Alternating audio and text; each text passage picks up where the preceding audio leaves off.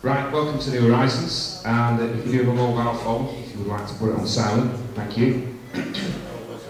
Right, huge welcome for the first time here for Stephen Mera with Phenomena. Steve is a parapsychologist and paranormal investigator, and is intimately involved in training programs with Manchester's Association of Paranormal Investigation and Training. He's authored many magazine articles, co-hosts all the W's planetxlive.co.uk, and is editor of Phenomena magazine, amongst other things. Steve has also worked for NATO, and tonight will cover some of his experiences and findings from the past 30 years as a researcher. Ladies and gentlemen, please welcome Stephen Mera. Okay, can everybody hear me okay? Okay. First of all, I'd like to give just a brief introduction how I got into this field. It was about 30 years ago when I first went on my first investigation in 1983. That was in Liverpool in April of 1983, so just over 30 years in the field. My father got into the subject. My father was an investigator of UFOs, paranormal. As a kid, I just grew up normally, skateboarding, that sort of thing, you know, as you do, play football. But when my father got me into reading all his books, and I kind of had adopted them by the time I was age about 15, and ended up reading them. I remember the first one I actually read was a Brad Steiger UFO book. And then I started reading about crop circles, and then paranormal things, and then Chariots of the Gods fell in my lap. And then basically from there on, I've always had an interest in what you might refer to as the unknown, the strange, the profound, anomalous phenomena. After leaving school, I was so interested in the subject, I kind of hit the libraries, and I was really surprised to find so many books in the library on the subject. I didn't think there was many people writing about these sort of things. So I exhausted the library for about 2 years. I read everything it could possibly offer. I think the first book I read was Arthur C. Clarke's Mysterious World, and I think I read it about 9 times. I think that was the most popular book at that time. From there on, I decided to join a number of organisations. I joined the British UFO Research Association, went through their training programme, and I was with them for many years, to the point I became the regional investigative coordinator for them, and I also used to tutor the Buford UFO course to different people who were joining the organisation. I also joined NARO. NARO was the Northern Anomalies Research Organisation, and I used to work closely with Jenny Randalls, the prolific UFO author, and Peter Huff, and we used to do quite a number of investigations. And that was when I first got involved in writing for television. And the first thing I wrote for was the Strange But True series with Michael Aspel. If those can remember that, go back that far to, I mean, it was a very interesting show, and he did quite well. It got eventually took over by Uri Geller, bought the series, and it became Encounters, Strange But True Encounters when he took over, and then he lasted about another season and ended. From then on, I went on to numerous other different organisations, too many to list today. But I really wanted to make my own. I really wanted to sort of get my foot in the door in something in Manchester, because that was where I was living. And it was just coincidentally my father, who was an investigator with MAPIT, the old MAPIT, which was Manchester Aerial Phenomena Investigation Team. Now that was based in Stockport, and it was run by a gentleman called Dr. David Rees. He'd recently passed away at that time, and I took over the organisation. in 1989. So it had been running since 1974 and still is running today. Further on in 1996, I formed the scientific establishment of parapsychology, which I founded that year. That's also a Manchester-based establishment. But that is preliminary to look at extrasensory perception, innate abilities, those sort of things. So it's basically it's a parapsychology department. I studied in that field for quite some years. I obtained my psychology degree, and then onto a parapsychology diploma and another degree, and so on and so forth. And it's primarily it's about the investigation of how people's brains work, you know, how we perceive and how and why certain people should have certain experiences. Try and find rational explanations. That's my job. I come from a science background, so I like evidence. I'm not here to tell you about all these wonderful stories when I can't provide anything for you to believe. You know, at the end of the day, you know, we do listen to a lot of people talk about things on these subjects, and very rarely do we actually get evidence. It's all very interesting, nevertheless, but if I don't find the evidence, I tend to walk away. So my job over the last 30 years was a matter of finding evidence. Joining NATO, that was certainly an experience, RAF Weatherfield in Essex. I was a communications officer, and there was nothing to do with UFOs there. So, you know, what I can tell you is that I never heard anything about UFOs. Nobody ever really talked about them. I simply just get my head down and do my job. After which, leaving there for a few years, I got into writing. I wrote my first book, which was the A to Z of the Paranormal, just a basic general book, like a quick A to Z guide. And then I studied a little bit more in fields of sociology, and what you might refer to is forensic parapsychology. And that basically is how we look at people, how they react in regarding paranormal phenomena. And the certain strings of conscious behaviour that they have in regards to those experiences, all very technical. After which I was consulted by, around about 1999, I was consulted by a number of establishments in the country. The first one to contact me was the Ministry of Defence, funny enough. They were having some disturbances in one of their buildings. In Deansgate, Manchester, there was a huge building called Sunlight House, and it was built by a Russian gentleman called Joseph Sikorsky, but he was nicknamed Joe Sunlight. And there were 14 floors, huge building, and they were having paranormal disturbances taking place there. Now, how this came to be was the staff working there didn't want to work there when it got dark. They were having experiences, people claimed to have seen apparitions. So, and that was all a bit, okay, all right, let's check into it. And now my job was to go in with a team of investigators and to find out the truth about exactly what is going on, and is there any truth to it? And can we put this to stop? Can we put this to rest? At the end of the day, with these problems, that staff won't work, go all the way up to management, and they don't know how to deal with it, because it certainly doesn't matter how many management courses you do, it doesn't teach you how to train your staff not to be afraid of something that goes bump in the night. They had a problem, and that all the way up to the Manchester Public Relations Office who contacted us to try and help. So I went in there with 36 investigators posed as electrical engineers, because we weren't allowed to tell anybody what we were doing. We all had hard hats and belts and tools on. It was all quite funny. But we did find some unusual readings there, such as high EMF and geomagnetic fields there. We found no evidence of the paranormal phenomena whilst we were there, but the reports did flood in. The security team's reports were fascinating. Some of their reports indicated that they were giving chase to apparitions on some occasions because they heard them, they saw them, they thought somebody was actually broken into the building, and they gave chase. And they only gave up after a while, sometimes by once seeing an apparition literally just go through a wall or a door, a locked door as well. So they realised obviously something wasn't quite normal. And these reports were being made generally every night for the management, and they submitted them to us as part of that investigation. We concluded the investigation about 9 months later, and we did manage to help them in regarding bringing down the EMF and geomagnetic fields.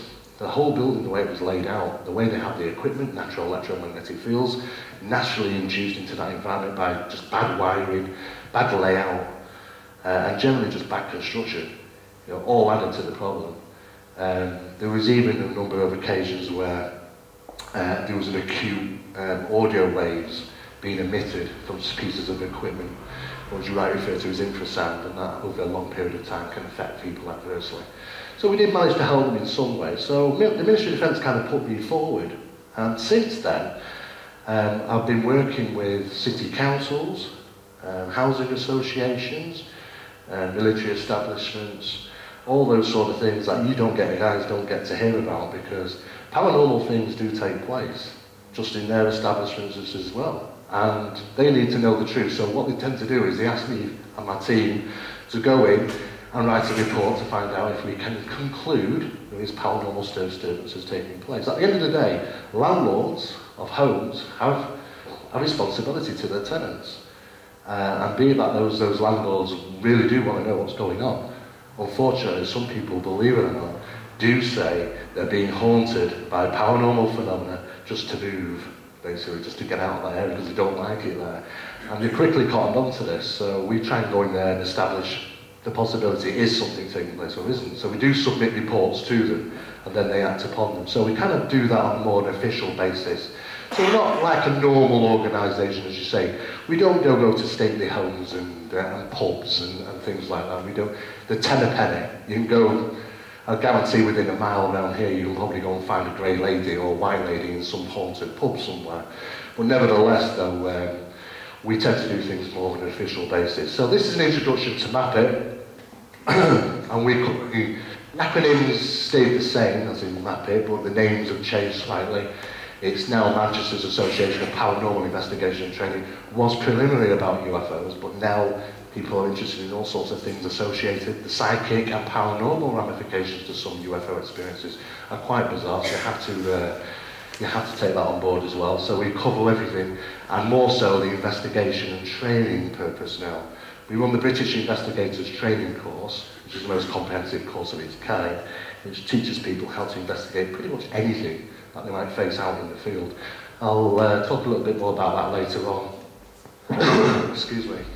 I've just got over a cold, so you might hear me splutter a few times. MAP-IT was first constructed in 1974. The obviously the acronyms have changed in 1990. The training in education, residential investigations, corporate investigations, analysis and data collection, traumatic and profound experiences. Those are the things that we cover under MAP-IT. Okay, not the normal run-of-the-mill. The British Investigators Training course is basically what it is it's a course that's put together by the leading academics in the world. In other words, if I want to go and find out something about Earth-like phenomena, I'll go to the world's leading expert, which is Paul Dameron, and I'll talk to him, and I'll say, Paul, I need some information about you, and we're putting a course together, and da-da-da-da-da. And this is how it pretty much goes. Over the period of 7 years of constructing this course, we managed to get every single person specialised in their field to submit information to the course. So basically everybody's getting the real raw, proper information from the academics in regarding how to approach the subject, how to investigate it scientifically, and how to research it thoroughly. There's more details about the TC course on our website. We also do an advanced course as well, and right through to the parapsychology BU, B1, B2 stages. Let's talk about some of the investigations, okay? Now, as I say, I've been involved in it for 30 years, so you can imagine I've seen some strange things over 30 years. And I don't mean just one day a week, I mean I was doing literally every day. You know, I think the longest investigations I've done 72 hours without any sleep, on 3 different investigations back to back, just because we've been so busy. This is an incident that took place, it was in August of 1996. And it was in a newspaper, Manchester Evening News, it was, and this was a feature called Spooky Spills Scare Family from Home. Quite unusual. And when you read the article, it goes on to say, Mr. and Mrs. Gardner were claiming that strange water formings were taking place in their bungalow, which is in Rochdale, and that their council had been out, and the council didn't know what was going on. So we got involved.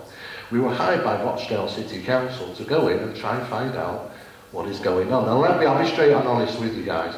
When I go out and investigate these things, most of the time there's a rational explanation. Sometimes it's misidentification, sometimes it's just, you know, they've been watching too much paranormal stuff, you know, and they kind of get it into their heads that things like that happening. Very rarely do we actually find proper paranormal phenomena taking place there and then. This was the first time. This is a case that turned me around, actually. I mean, I was very sceptical when I first started. Of course, you can understand that. I came from a scientific background. You know, I'd worked and tutored in parapsychology departments. It's my job to find a rational explanation. Get a feather in the cap from the parapsychology department, and if we can prove something to be rational. And of course, this is what turned my life upside down, this particular case, because I just cannot believe what happened. The family lived in a prefabricated bungalow. Now, those prefabricated bungalows, as you can see, were only supposed to be temporary, but the family had lived there for 14 years. It was only a small building, it's kind of metal sheeting. Now, if you cast your mind back, if you think back that far, of August 1996, the UK was going through one of its worst heat waves at that time. It was pretty much 80s and 90s every single day, and there was a hosepipe bomb right across the country. So it was quite surprising to find an article in the paper at that time saying, all this water, where's all this water coming from? Okay, so it was my job to go in there and find out where exactly it is coming from. First thing I noticed when I got in there was there was a log sheet. Now these log sheets were provided by Rochdale City Council, and they asked the family, after going in and investigating, trying to find out where's all this water coming from, to write down the, just, you know, when the incidents happened, where they happened, that sort of thing. So they've got a log of events. You could clearly see by walking around watermarking. You can see stains on the walls and on the ceilings, and it's clearly a pattern caused by a dried up watermark. So water had been present, you know, in the property. We could clearly see that it had been on the ceiling, that it had been on the walls, and you could see the stains around the house. Mr. Gardner said that he took me into his lounge and everything was wrapped up in plastic. The settee had plastic sheeting, the carpet had plastic sheeting, there was plastic sheeting over everything, over the TV, the radio, the fire. And he got all this plastic in because apparently these outbursts of water just come, and there's no explanation for it, there's no warning for it, he doesn't know when it's going to happen, so he's got to prepare for it. And you could clearly smell that really bad damp smell when he got in the house as well. So you can, you know, you understood that obviously things have been damaged. You know, things have got rotten, the carpet had gotten wet, or the curtains, and so on and so forth. So that was generally the feel of the home. Now, as time went on, these are the sort of things that started to take place. There was quite a lengthy investigation. Water formings on the ceilings and walls and doors. And your lamp raining in the kitchen. Okay, now, there was this, I've never come across a case like this before until I watched a television show about a month or so ago, and it was called Paranormal Witness. And in season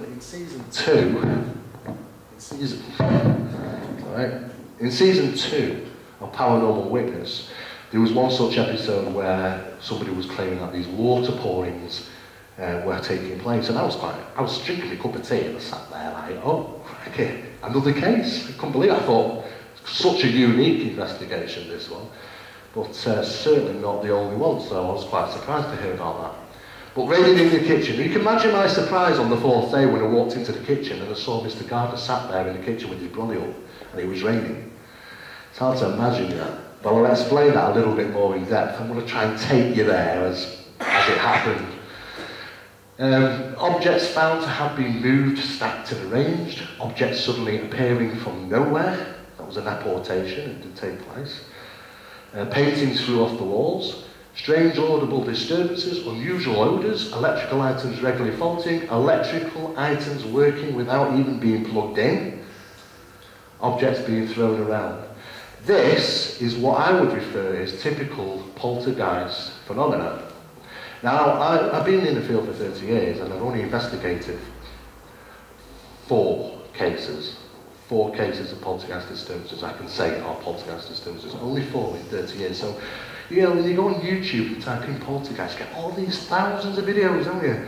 Poltergeist here, poltergeist there, and it leads you to believe they're very, very common. But they're not. You do get interactive hauntings, but let me say, do not mistake phenomena such as hauntings being interactive or intelligent, if that's what you want to call it, and poltergeist is a whole different thing altogether. Indicating turning point here in my belief. The railing in the kitchen did it for me, to begin with. Now this is basically how phenomena works, like poltergeist infestations. We know about hauntings. We know we've all talked and heard about things like this. We've seen the television shows, haven't we?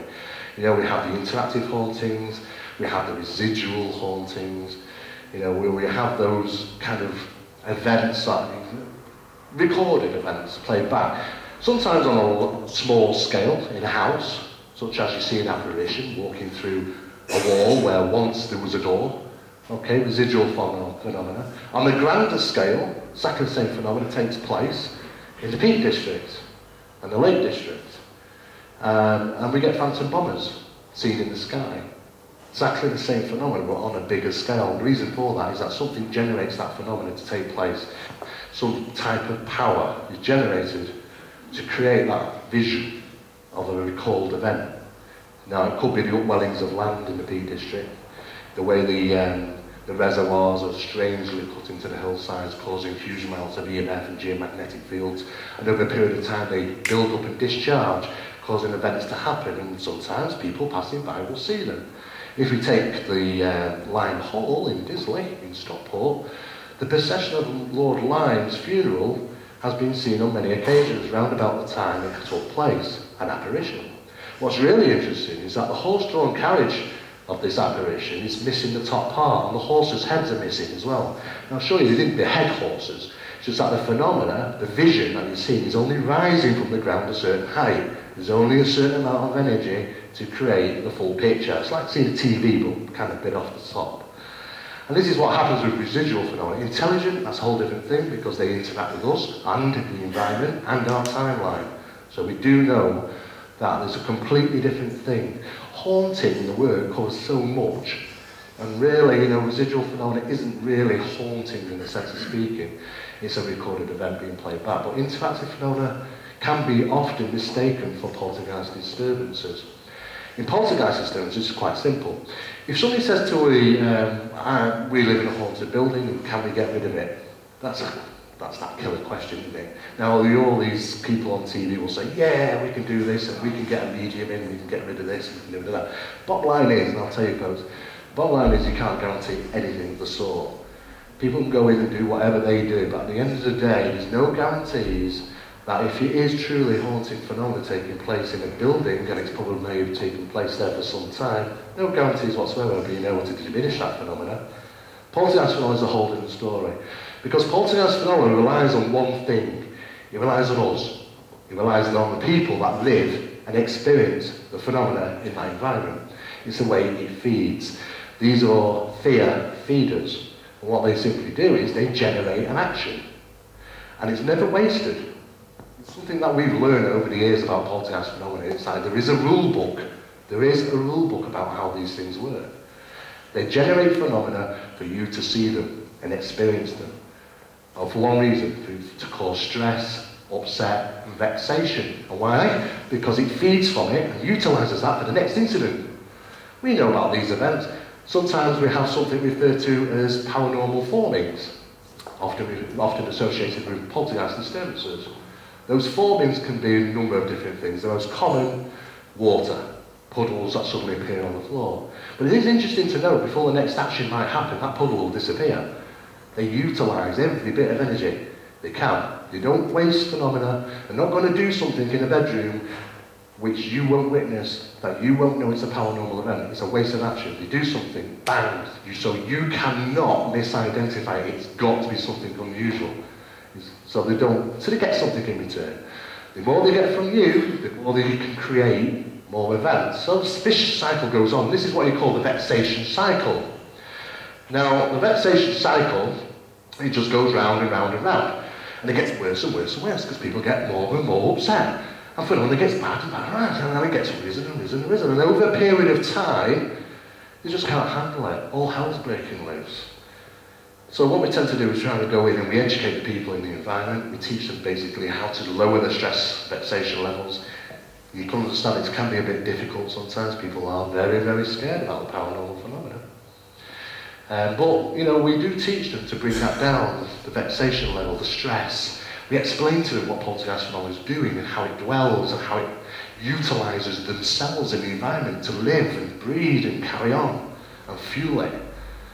And it only takes a couple of attempts for them to recognise this effect. That when they suddenly start to lower the vexation levels, there's a slight decrease in the phenomena. And we bring that to attention. And when they suddenly go, oh yeah, it was quiet the last few days, it reinforces the fact that it does work. And that positive reinforcement, be it psychological behaviour, does actually start to decrease and diminish poltergeist disturbances to the point where we have got rid. There's not been any more disturbances. And it's simply been down to the people living in that environment. Now, we can't say that about the haunting phenomenon, but we can certainly say about poltergeists. Poltergeists are derivatives of the energy of ourselves. We can say they're possibly some form of intelligent entity. Yes, they are clever. They are good at what they do. They can do wonderful things you'd never imagine. For instance, try and go home tonight and balance a knife. Sharp knife. Put it on the table, try and balance it. I guarantee you won't do it. Not without sticking the knife in a little bit. Just try and find that balancing point. Now, there is a balancing point. Everything has a balancing point. We won't find it, but poltergeist phenomena can. You can walk into a kitchen, you can see a knife stood up on its own. And you think, what the hell? As soon as you touch it, it falls over. You try and put it back up, you won't do it. They can manipulate on the molecular level. Spontaneous apparitions or apportations of objects, those were referred to as apports, that suddenly appear from nowhere. That wasn't there a minute ago, where's that come from? These things have happened. What's interesting is that the parapsychology department over the last 30 years have looked into these fields of what you might refer to as apports and asports. Asports is the spontaneous disappearance. Put your cup of coffee down, turn around, turn back, it's gone. Where's the coffee gone? It wasn't there a minute ago.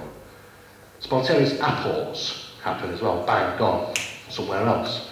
Sometimes they turn up in the most funniest places, a bottle of milk in the air cupboard. You know, and just stupid things. But they're done on purpose, they're not going to put a bottle of milk in the fridge, because you think, oh, I'm going to put it there. I'm going to put it in somewhere where you go, I did not put it there, no one's going to ever put it there. Everything's done for a reason, no wasted actions, remember. So, you can say these apportations under the 30-year research program that we were looking at under the parapsychology department have found that most reports have found these objects to be warm or even hot to the touch when they first see. Suddenly something appears, they think, where's that come from? They go over to touch it and it's warm. They think, that's unusually warm or hot. Why is that? Well, the speculation behind that, what parapsychology departments believe, is that we could be dealing with something what's diffusing the actual atoms. In other words, it's kind of, we all seen the Star Trek films and things where we kind of beam up and beam down, you know, the dematomization. Well, on an atomic level, we break those down, those particles, and take them and reassemble them somewhere else. That process generates heat. And it's simple, because all it is, it's like rubbing your hands together. We rub our hands together, we create friction, don't we? And they get warm. Now the molecules in any particular item are scrambled so hard that they split, and then maybe are reassembled again. And that process causes generation of heat. And that is what is noted on a lot of occasions with these things. The question is as to where they go between asport and asport is unknown. We don't know where they go. There's a limbo effect. Probably all go to where those odd sots go to. We also measure displacement effect. Now, people don't hear this because this is from the parapsychology department. You don't hear about it on TV because all they want to tell you on TV is, oh my God, I've been touched by a ghost and this, that and the other, and screams and things being thrown. At the end of the day, this is the real sort of thing that's happening.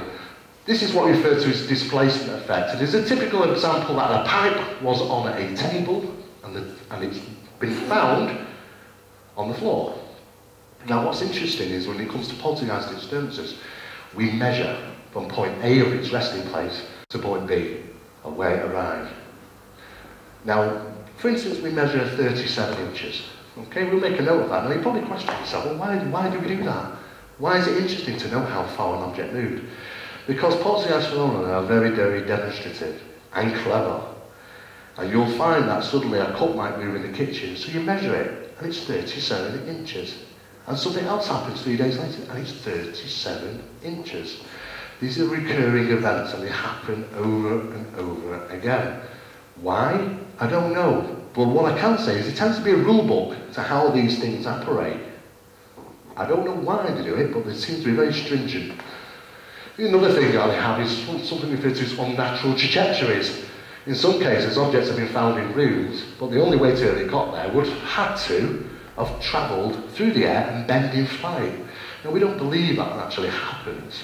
We're not saying it can't happen, but I think there's probably a better, feasible explanation as this, the idea of this deatomization, like the apport and asport theory, that an object disappears in one room and appears in another, as opposed to that object lifting up, moving down the room, turning and going down the hall, down the stairs and into another room. I mean, that's, you know, is more feasible that the object has appeared and disappeared through this asportation process. So what we refer to it is, this is referred to as directly proportional reaction. So what that means is the more stress you apply, the more phenomena takes place. It's quite simple. So people get worked themselves up even more and more and more. And the more they do that, the more phenomena takes place right in front of them. And then they see it and they go, oh my God, it's getting worse. And they get worse. And of course, it's the seesaw effect. Of course, we try and go in and STP is known as starving the phenomena. And we starve it. We starve these fear feeders from the fear, the vexation, the stress. Because sometimes by eliminating them, the people in that environment, getting rid of them, moving them out for the night, you'll find it's gone suddenly very quiet. Why are things happening? Because it's not feeding, it's not generating. And this is what happens in the poltergeist disturbances. And this is exactly what's happening in the Rochdale home of the Garners. Excuse me. So what have we learned by poltergeist phenomena? Well, they're extremely rare. I've done five in 30 years, I've done. All of which I can say were poltergeist infestations, all of which. Poltergeist incidents are rarely wasted actions. They don't have wasted actions. They don't want to waste anything. Anything that happens is done for a reason. Paranormal incidents seem to cease before the next one takes place. Yes, they do. You know, they don't tend to be throwing all sorts of things all over. You remember that film Poltergeist? Spielberg's Poltergeist? Well, you did get some interesting details to help make that film. But I guarantee, you know, you wouldn't have walked into a room and found all those things flying around the room all in one go. One thing, and maybe then another, because it's utilising energy all the time. Phenomenon is short-lived, often associated with a focus. A focus is somebody that a poltergeist phenomenon feeds on the most. And they have a habit of feeding on children. Now, it's basically because it's thought that under parapsychology, doing tests on children, and found that the actual stress levels, vexation, trauma that adolescents go through is about the same as 30 people going through divorce. That gives you some idea, doesn't it? So you can see how these are targeted, like a moth to a light bulb. And very often there are children involved. It tends to be, and it's not nice to say, but it tends to be people sometimes having other problems in the family, be it financial, be it relationship problems. Those are also often take place, just like the Enfield poltergeist case, which some of it was true and some of it was a bit hokey. But we'll get onto that maybe on another time. Uncontrolled forms of PK. Uncontrolled forms of PK. This is an argument that's been put forward by a number of parapsychologists saying that some children have the ability, by their mind, to be able to move an object but not be aware that that's they're responsible for doing it. Well, that's okay I say that, but like I say, we need evidence. You know, do they have that capability? We do know that PK is a probability. It can manifest in all sorts of people of different ages. But we can't exactly say that they are always responsible. In some cases, we've had object movement when the focus has not even been there. So, you know, it can't be them directly associated doing it themselves. There seems to be no evidence to suggest poltergeist activity is haunting related or spirit phenomena, i.e. interactive or intelligent. Okay, they are a different thing altogether. At first it's very easy for people to get confused. They talk about an object's moved or they've heard something and this, that and the other. But over a period of time, you will know it's poltergeist disturbances. Upward manipulation. Now, this is what's really funny, because when you watch YouTube, all these people out there, they don't know it. When they fake these videos of doing poltergeist, this is a poltergeist, and you see something happen, what they don't realise, the fundamentals, if you did some work in parapsychology field, is that rarely, extremely rarely, do anything get manipulated upwards. So when you watch a video and poltergeist disturbance shows you an object lifting up in the air, it doesn't really happen very often. It's extremely, extremely rare. About 1 in, say, 1,000, if that one be true. Okay, so you have to go on statistical analysis with that. The reason why we believe that is because it's too much. Why utilise energy against gravity to pick up an object?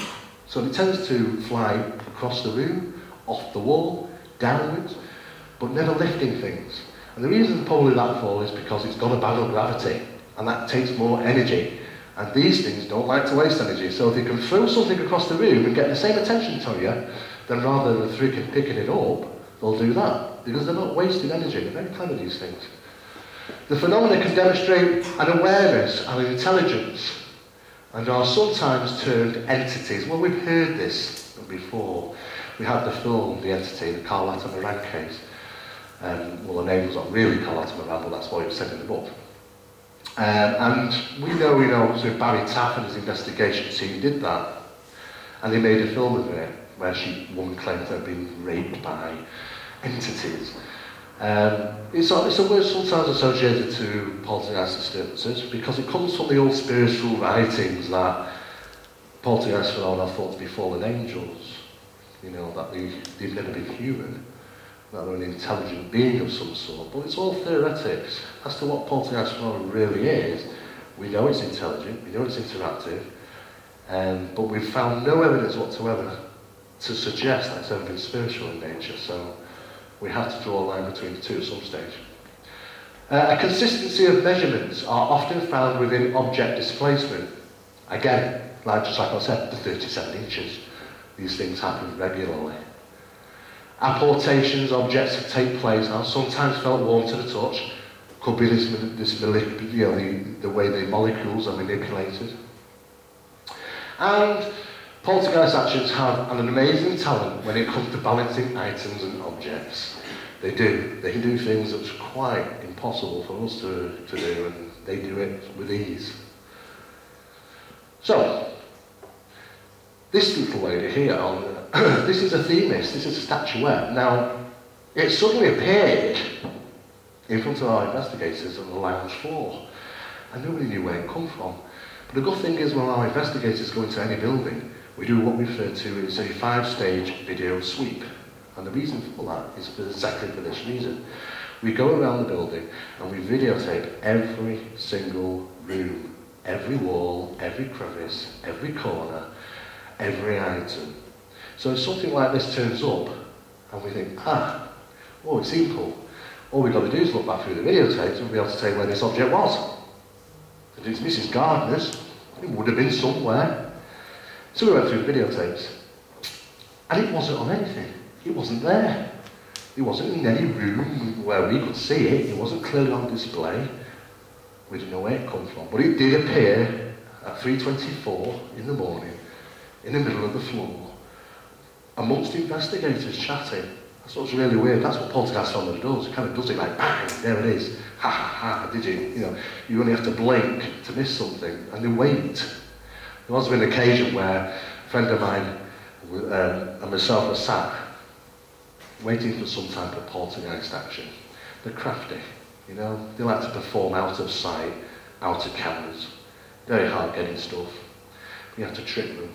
And often not talk about what you're going to do as well, because they are intelligent. There was a family in Yorkshire in 1975, right, and they went to see an investigator after having poltergeist disturbances, and they said, look, we want to go, and the poltergeist, it's driving us mad.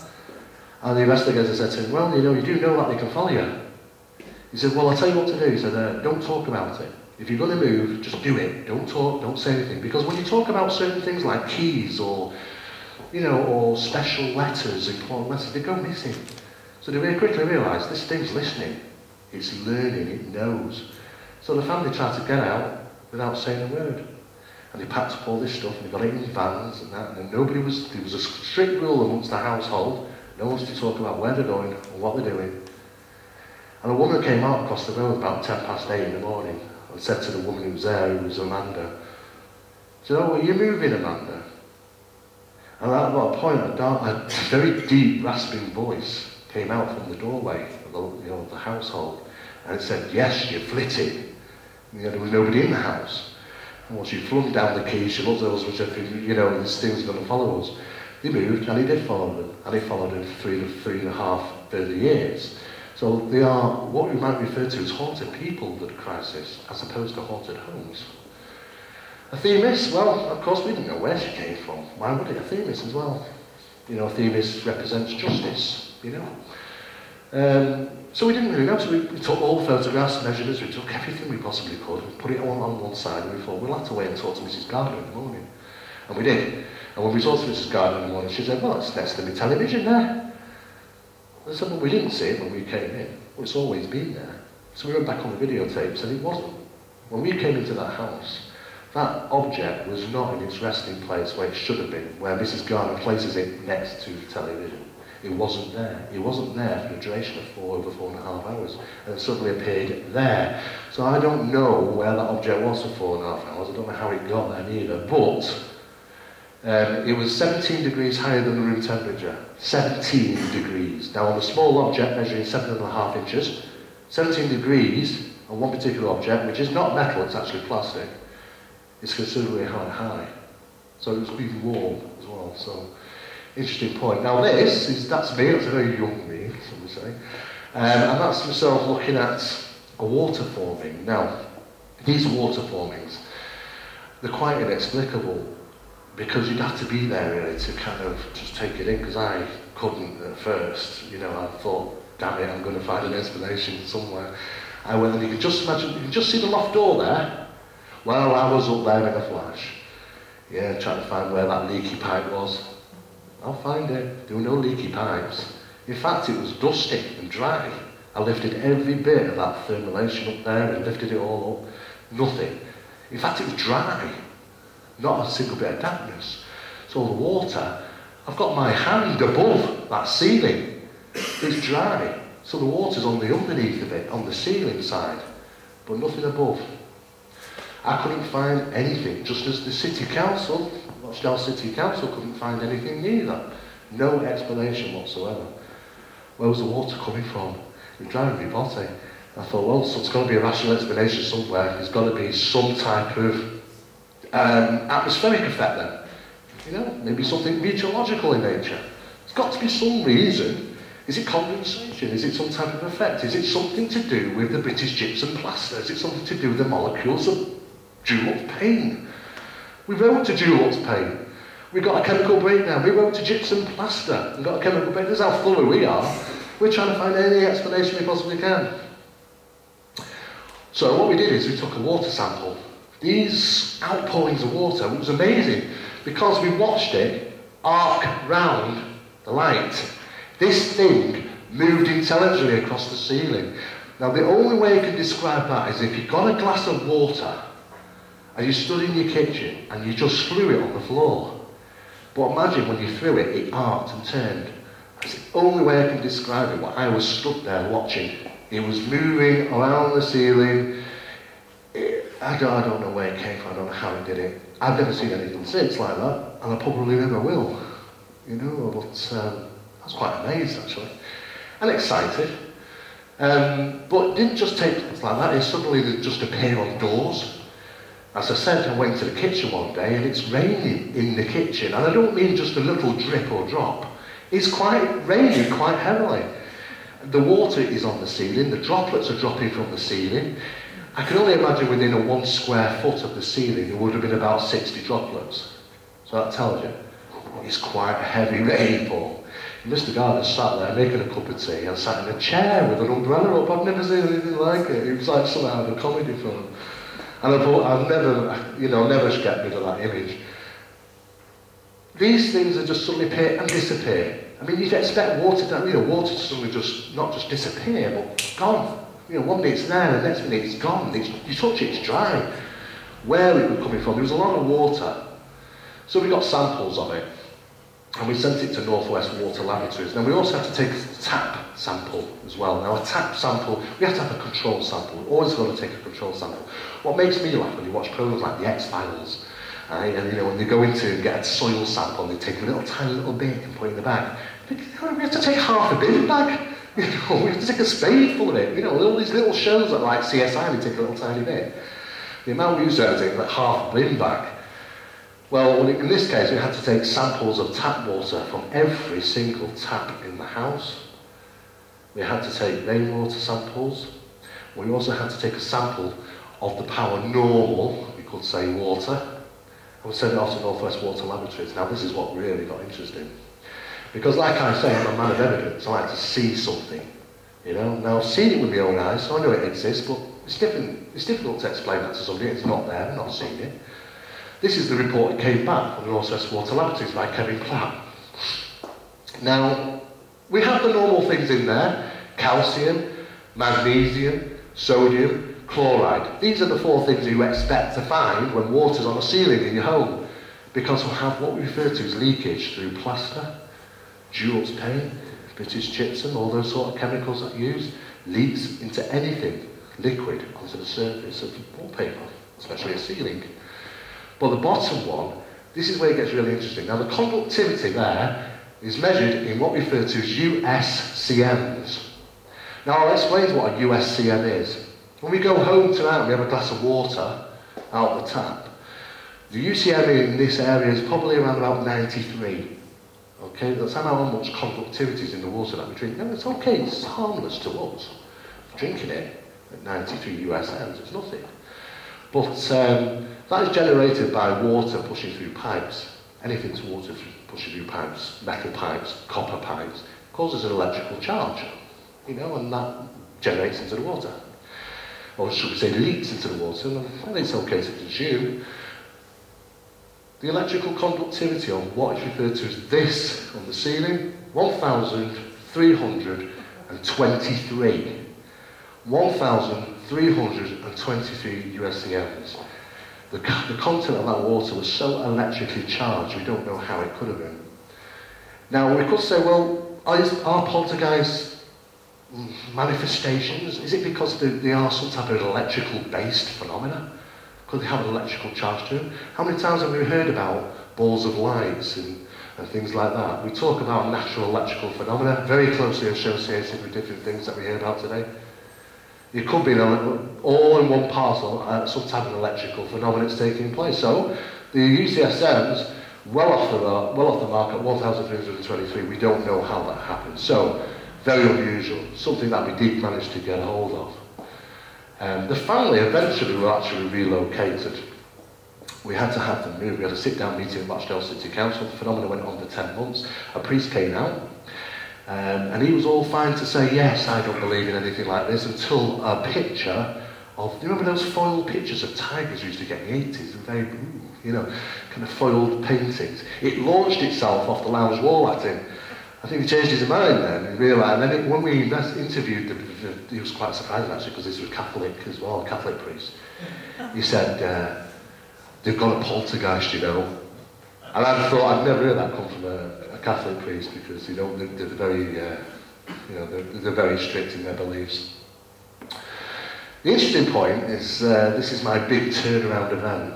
Okay, now taking into consideration, yes, I've seen things, I've seen the water, I've seen it fly across the ceiling, we've got this sample analysed, it's really odd. The radio we heard come on in the bedroom, I went in there, it wasn't even plugged in. One of those little clock radios, no batteries in it, it was not plugged in, and yet we heard it. A battery flew out of one room, just missed an investigator. Well, they always do. It'll never hit them, it tends to just miss them, because it's the fear is involved. Oh God, I could have got hit by a battery or something heavy. He's done what he wants to do, generate a vexation. I was sat in the back bedroom with 2 investigators. I was sat in the back bed, end of the bed. One investigator sat to the right, one investigator sat to the left. And we decided to go through a process of 1 hour of what we refer to as dead silence in the house. So we have investigators in each room, and we have a 15-minute turnaround. So it's absolutely no noise whatsoever. So we're listening to everything, and that's done purposely because for us, we don't live there, so we don't know the natural sounds of the house. Where you live, you understand the sounds of your house. You know any little pot, click, noise, expansion of the pipe, water heating, and all that sort of thing. Well, I wouldn't if I was to visit your home. So I listen, and we write down, and we make notes of every single little noise. And can it be attributed? Can everything be rationalised? So we sat there, and all of a sudden we heard a rasping, deep breath. Like that, exactly like that actually. And I thought it was one of the investigators at first, I thought. But I turned and one of them was looking at me, and I turned the other one and she's looking at me, and I said, don't look at me, it wasn't me. And then I heard this again. Quickly we all realised, all three of us, that we sat in the dark, at the end of the bed, in a room, and this voice or noise is coming from directly behind all three of us. And so it was kind of a glance left and a glance right as to who's going to look around. And of course they're both looking at me. So I was like, okay, all right, I'll be the tough, brave one, because I'm not scared of anything, I'm a scientist. And I was absolutely scared stiff, to be honest with you. I didn't expect, because by this time I'd realised that there was obviously something was going on, that I couldn't explain. So I turned around. And I think I only got to a point of just kind of half turning around where I took my chin to my right shoulder. And then something happened which ended up with me about 4 foot across the room. I got thumped, to be honest with you, I got thumped the hell out of. And I don't remember what was really unusual. I'm a big guy, It'd take a lot to push me 4 foot from here over there, but me not even knowing how I got there. And I worked out afterwards that it was kind of two things in one. I got thumped, and it was an electric shock at the same time. Now, I don't know if anybody's here has ever had an electric shock, but more recently than the older days, a DC. Now, in DC, obviously, you touch something, you used to get stuck, but with AC, alternating current now, it throws you. It's a protective measure, so you can't stand there all day going, "Argh!" It throws you. I've been electrocuted several times whilst working for NATO, I guarantee that. But it was exactly the same thing. It kind of recalled back. I thought, it's like I've been electrocuted there. And thumped at the same time. And boy, God, it hurt. It really did hurt. It hurt the hell out of it. It was like somebody had really just physically punched me in the kidney. And I was over in this cupboard, not knowing how I got there, panicking, thinking, what's just happened, holding me back. I just got out of there. I just ran for it. You never see me run so fast. I ran for it. The investigators weren't interested in what hit me. They were more interested in taking a photograph of my back, and what you can see there is a bruise. It lasted about 6 weeks, that bruise. It's a very physical bruise. I went to the doctors with it and said, you've banged yourself or something's hit you, haven't you? It was a physical bruise. It lasted there for about 6 weeks. Boy, it blooming hurt. But what was really interesting is that 4 foot I moved. It didn't pick me up, it didn't knock me hard enough to move me 4 foot. It was like an electric shock at the same time. So again, it's something that might show the possibility that we're dealing with some type of electrical phenomena embedded and embedded into the poltergeist disturbance itself. So it's kind of part and parcel. That changed my life, I admit. I went outside and I had to have a sit down and a cigarette because I didn't really want to go back in. And I thought, that's it, I don't want to do this job no more. I want to do something else. I'll be a manager, I'll be anything. I don't want to be an investigator, I don't want to do this sort of stuff. But it was over a period of 48 hours after that happened, kind of in the light of day, you could say. Kind of, wow, that was really interesting, the zest of it all, and how did he do it? What was it? And kind of just enthralled me even more. It just threw me into the subject even more to try and find out what and how they do these amazing things. I'm a parapsychologist. It knows that paranormal phenomena exists. There are a number of us out there. It's okay to sit in parapsychology departments and say all the time, there's a rational explanation for this, that and the other, when you don't go out there and investigate it. I've done that for 30 years and I've experienced things. So yes, Phenomena does exist. I have the proof here. In regards to UFO phenomena, we also get reports of things like that as well. It's hard to get away from the UFO phenomena these days, you know. And if anybody says Roswell once more, I feel like screaming, you know, because it's just been talked about so much. But this is a really interesting incident that took place. In 1998, a series of photographs were sent to me, and this was taken in Southport. Now, by a gentleman who was on his boat with I think it's 2 sons he was out with that day. And he took 3 photographs of an object he saw in the sky. Now, what was really interesting was that we had the location. He sent us a map. We knew the time. We knew all these details that we don't often get. The type of camera, where they were, map of the location, the time of day, sunlight, location, all those sort of things really come in handy when it comes to analysing photography, especially UFOs. We look at one of those photographs. That was one of them. The witness described a UFO capturing their eye, reflected in the sunlight. He saw it, he snapped it. It's as simple as that. 3 photographs reeled off. 1, 2, 3. Now, as you can see, if we look at the second one, by all accounts it looks like a disc, doesn't it? Silver and gold in colour. It's quite fascinating, but the third photograph shows how the object moved. Now, this is quite unusual because I've only ever seen maybe 2 pieces of footage worldwide where the object, saucer shaped, doesn't move in the typical 1950s sci-fi movie standard. It moves on the side, like so, as opposed from that way. I've seen a couple of pieces of footage that do show this method of flight. We did as much analysis with it as we possibly could. The last form of analysis was done by Bruce Maccabee. If anybody's not heard of him, he used to be an analyst and photographer specialist for NASA. And he helps us out on occasion regarding photographic analysis. The information came back from him. He believed it to be completely authentic in regards to the information that we had. The sunlight, the direction, the location, everything seemed to be indicating that the object was really there. The angle of light scatter from where the sun was at that position of that time of day in that location indicated on the side of the object. All those sort of things indicate the fact that yes, it is a real thing that is photographed. And by all accounts, it is a disc.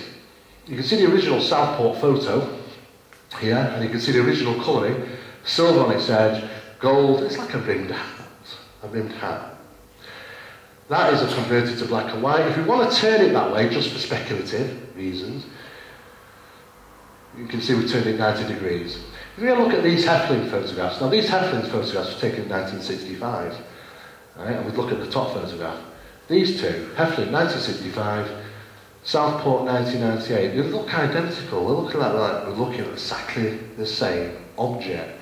Now, so we've had this conversation quite recently about advancement in technology and stuff. Now, when we manufacture something, an aircraft 30 years ago, it would be nothing like an aircraft what it is like today. And the reason for that is because we sell these things. There's money to be made. It's profiting. That's what it's all manufactured. That's why they bring out new cars every year. Different shape, new things, new ideas, new gadgets. Because they make money. Why would an eye-tooth objects be exactly the same things roughly 30 years or 20, 30 years apart? You wouldn't think so, would you? Unless they're probably not manufactured by us. That's one idea. Whatever it was, we've no explanation for it. It's gone through every feasible form of analysis. It is clearly an unidentified object. It matches the 1965 Heflin photographs. So we do get reports of UFOs sent to us quite regularly as well. But of course, there are lots of rational explanations for some. This one was a very unusual one. It was taken in Eccles, Manchester, by a gentleman who stood outside his office at works in the morning and took a series of photographs on his camera in front of numerous members of staff which were out there having a cigarette. I saw this thing in the sky in Eccles, and it was a lovely blue sky that day, and he didn't know what it was. He thought, what am I looking at? He wasn't too sure. It was just hovering there for a minute. So he snapped it, and as he was watching it, it started to change shape. It was morphing and moving, These are the different shapes. You can see how it morphed and changed shape, twisting, turning, morphing. No idea what that was. In fact, nobody knew what that was. The object was watched for 6 minutes and bang, it disappeared. It turned off like a light bulb would. You didn't see it go away from the location. It's simply gone. It's as simple as that. We've no idea what that was. We still don't know what it could be. Again, been through analysis and we just don't have a clue. But it's definitely something unidentified. It's flying and it's an object, so that means it's a UFO as far as I'm concerned. But these things, there are things, I've seen quite a number of strange things in the sky, simply because I just look up more than the average guy. You know, if you want people to say, well, how do I get to see them? Well, all you've got to do is look for them. The more you look, the more you'll see. It's as simple as that. And no, you don't have to go to this great UFO spot here. I've seen them from my own back garden. If you're willing to go out there and spend time looking, you'll see strange things that you won't be able to identify. Yes, there are things flying around which you could refer to as UFOs. As to who owns them, it could be ours. You could have the technology, we might not be able to know the difference between them and ours now. Yeah? As for UFO experts, I think the only experts who are the ones that fly them.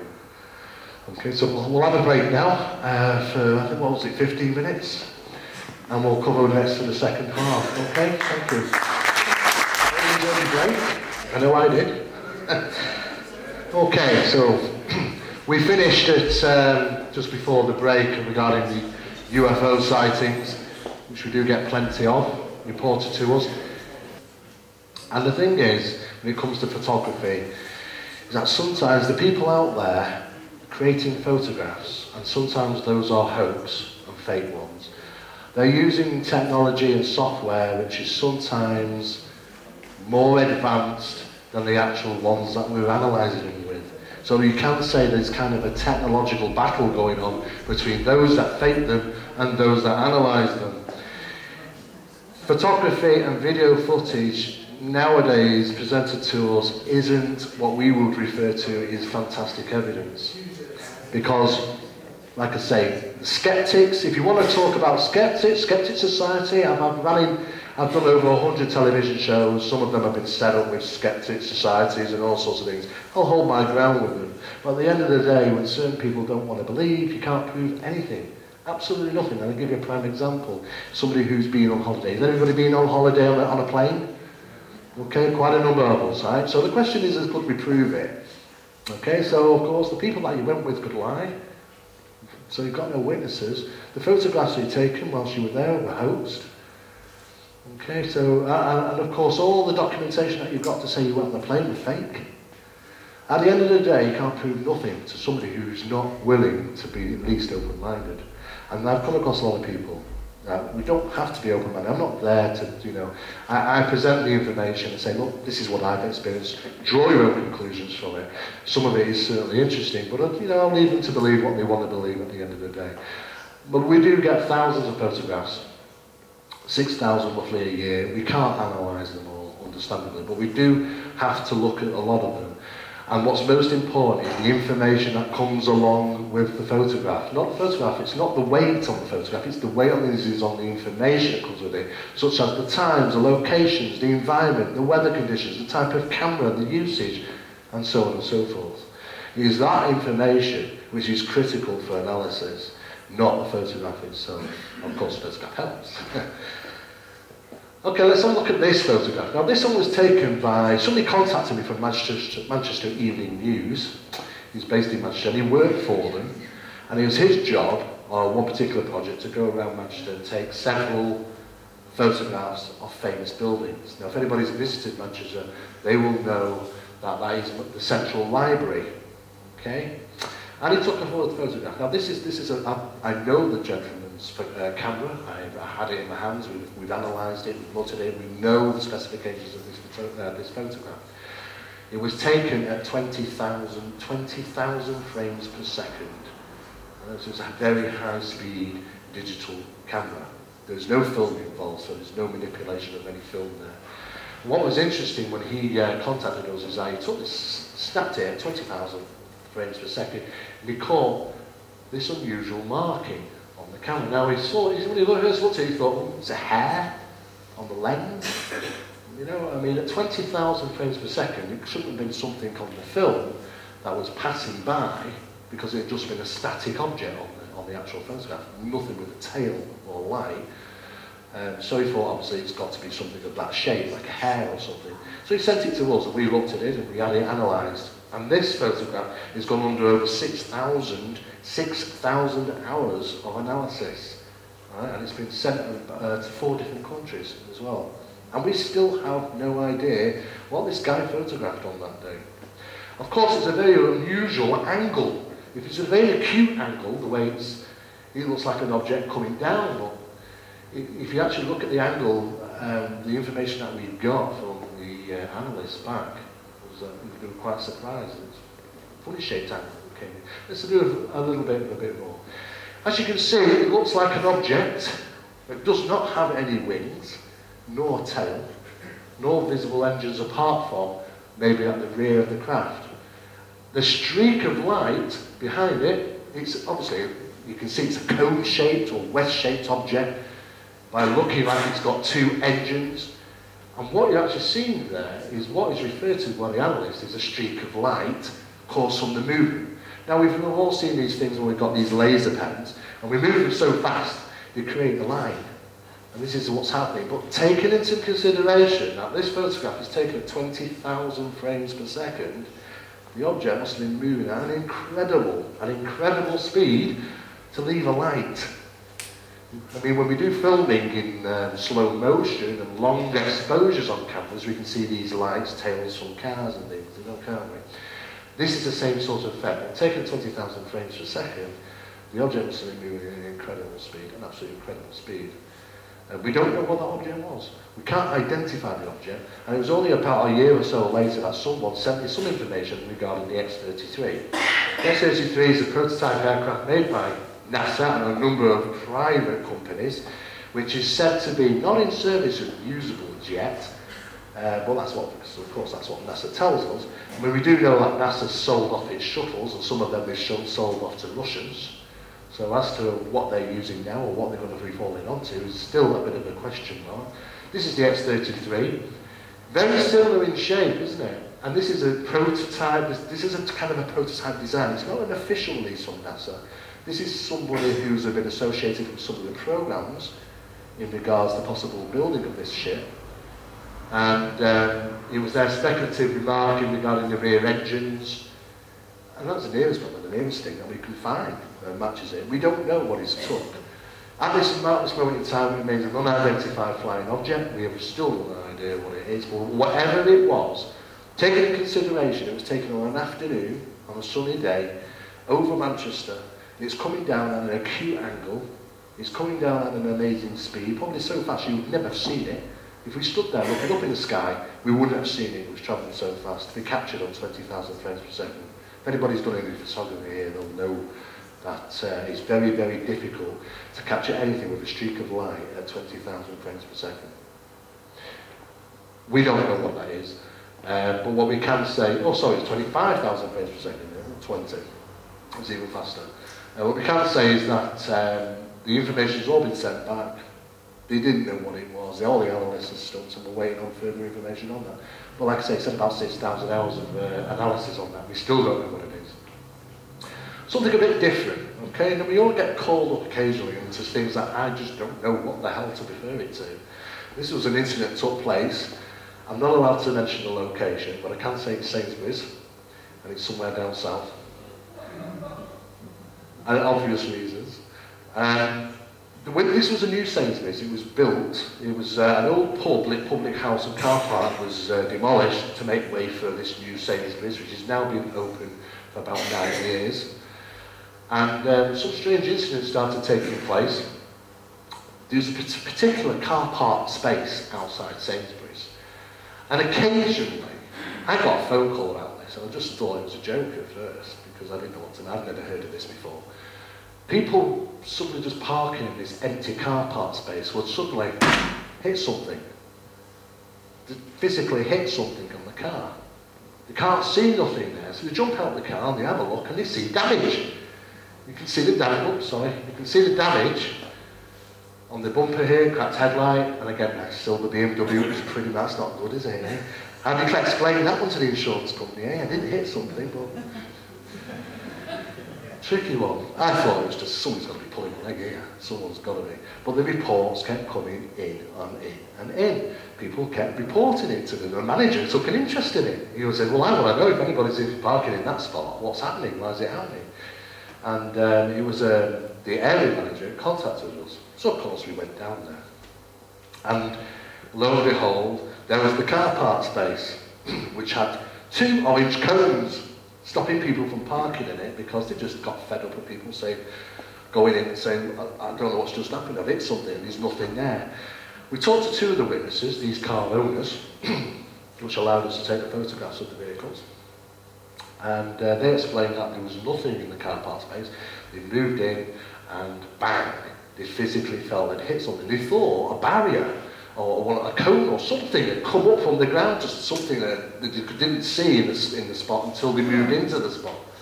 We've seen in some locations, in some towns, they have some what we refer to as raising bollards, okay, which allow certain vehicles to do that. They thought it was that. They got out of the car, there's nothing there, they're feeling around, clearly there's damage to the car, there's no markings on the paint as to what has been hit. I mean, even on this location here, you know, that's a hell of a dent. Now look at the acute angle of that dent as well. It's not like they've just gone into a bollard like that. That's something that's really got clout. And they've no idea what's happened. Anyway, there's been 16 incidents since. 16 different people. This is just the 2 of the 16. So of course, who was picked to drive their car into it, time and time again? Me. But I have to say I was lucky because nothing happened to my car. You know, and I kept driving. I drove it about 5-6 times, in and out, and then I drove around. I thought maybe if I come in at a different angle, maybe something. No. Any readings? No. Nothing unusual in that location. No geomagnetic fields, no electromagnetic fields, no microwave energy reports, no temperature spikes. Nothing unusual whatsoever. Just normal location. But they didn't know I didn't know what to make of it, to be honest. I'd never heard of anything like it before.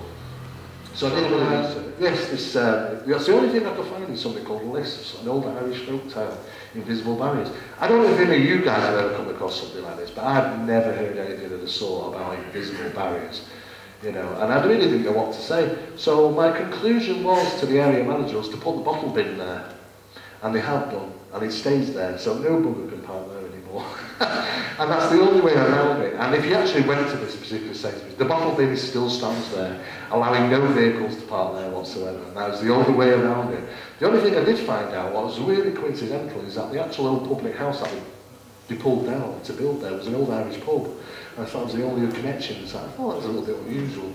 But I had no idea what I was dealing with. But I thought it was so unusual, and I don't come across things like this. I've scoured books in the internet. So, no problem. No problems for the wagon collecting things from the bottom bin. They pick one up, they drop one in, they never have a problem. Never had one. Only the people that parked there before the bottom bin went there had this issue. We do still get reports from them to say is everything okay, just in case they decide to move that bottle bin one day. But nevertheless, though, the only thing I found was in that there was an old public house, an old Irish public house. That's the only thing you could find. I don't know. I have no idea what it's all about. If anybody ever finds out anything about these invisible barriers, please get in touch with me. Let me know. Get in touch with me somehow through my website or whatever. Because I'm still trying to find out more about this, and I've just banged my head off the wall. I have no idea. Nevertheless, though, it's very odd, very unusual incident. This one's even more unusual. I've done a lot of work with police forces over the years. London CID on several investigations, which a lot of it I can't talk about. Some of them were missing persons, some of them were regarding some paranormal events. I also am involved with a lot of police forces around the country regarding either forensic team, which analyse paw prints and animal print identifications. And we have a special system, computerised system that analyses over 19,000 hair samples from felines. There are large cats in this country, most of them will probably be aware of that now. And yes, they are breeding, and yes, they roam around, and yes, they are seen on a regular basis. Some of them are coming into more town areas as well, actually, believe it or not. So they are becoming a little bit more used to us being around. They like to keep a lid on it, the police, on a lot of occasions. But they do call us in, and we do the analysis, we do forensic analysis for them.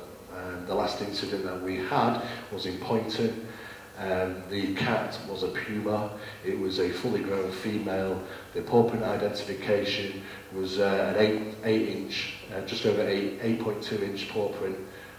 Was from a feline, a female of the species. She was untagged. She wasn't known to have been released to the environment or nor missing from any compound or zoos. She wasn't caught. She did get away. Specialists were called in. The gentleman actually, he had a golden retriever. The dog went to he had a patio door, glass patio doors with curtains drawn, and he sat in his lounge. The dog went to the window, started barking. He opened the curtains and switched on the light, and there was one just sat only a few feet away from the door. It snarled at him and jumped into the garden and away. And that jump was 11.5 feet, which is about right for that feline. Police were called in. It was a right stir. This animal was seen by 6 different witnesses in different locations, and it was following the train tracks. Basically, they followed train tracks and routes away from us. But you think about it, they crisscross all across the country. These things travel a long way, and they're the most adaptable animal in the world. And we think, well, how did they survive our harsh winters that easily? And of course they don't have to eat as common as we think they do. So there are plenty of these animals around, and numerous other different types of cats in this country which are breeding. So what I can say is that most of it probably came from the 1976 Animal Act regarding releasing animals to the public released animals. A lot of people had exotic pets in the 50s and 60s and 70s. And when this law came in 76, it was a stupid law. It was one of those where if you've got an exotic pet, illegal in this country, and you get found, you're going to get caught, you're going to get fined. It's simple as that. They gave no option to a way out of the situation. So what did people do? They went and released them through fear of being caught. They just went and released them. What they should have done is put a rule in saying, bring your pets in. Now and again we hear about these come bring in your weapons days, isn't it? Have you ever seen it? People bringing the guns and the knives and things. All right, thank you, Mr. Smith. It's nice for you to drop that 2-barrel shotgun off. We'll see. We've no problem with that. And occasionally, the government does that in this country just to get the weapons off the street. We should have done the same thing regarding animals. They didn't quite think about it. But hey, that's politics, isn't it? Nothing changes there. So, of course, people release these animals and they've been breeding and so on and so forth. And they are still carrying on today. So I do a lot of work regarding that matters, but on this occasion I was contacted by Southampton Police Crime Unit, and it was a very unusual case. Now, I went down to Southampton, I sat in a cafe discussing with 2 officers and a CID guy regarding this particular incident. They received a phone call from a woman, I can't mention the names, but let's for instance, let's call Mrs. Jones, saying that her husband had disappeared. The police went down there and were trying to figure out what was going on, but an initial report from the phone records was that the police said, well, how long has he been missing? He has to be missing for a certain duration of time for us to, get interest. So it had to go a duration of time. The story is that Mr. Jones, who'd just been promoted at work, had just got a new company car, and it was a Rover at that time. And his typical situation would happen on a Friday night when he'd finish work, he'd come home, he'd have his tea, he'd get changed, and then he'd go out with his friends. 2 guys from work and a couple of other friends that he'd have. And it was kind of a regular thing that he had done on a Friday. His wife on a Friday would have her mother round. She lived local, family lived local. And it was a regular thing that he'd do. On this particular Friday, he came home, he parked his new car outside, his company car, and he'd only just got it 2 days prior, so he was really looking forward to showing his car off to his friends, apparently. Now, they'd also had a little baby who was only 7 months old at the time, a little boy, and everything was fine in the house, everything financially, everything between them, so there were no relationship issues or pressures. he had his tea, she heard him walk upstairs, and she was doing the pots in the kitchen. And she finished doing the pots, and she kind of realised it was very quiet. She thought, well, where is he? Has he gone out? And not said to her to me, I'll kill him. So of course she goes to the bottom of the stairs and she shouts up to her husband, because there's no answer. So she thinks, the swine, he's gone out, not even said goodbye, is he for it now? So she walks upstairs thinking maybe he's pulling a joke. And as she's walking upstairs, she's shouting out, if you jump out on me, I'll bloody kill you. Because she's thinking, he's hiding under a bed in a cupboard, he's going to jump out and scare her. And she's walking out saying, I'll kill you, jump out on me, and all this. Anyway, he wasn't there. The car keys, however, were still on the side. And she's looking around trying to figure out what the process of what's actually happened here. He's not took his keys with him. His door keys are there, his car keys are on the same thing. He looks out the window, the car's not gone, the car's still there. He was planning on taking the car. Why would he go without his keys to getting in and out of the house? His phone,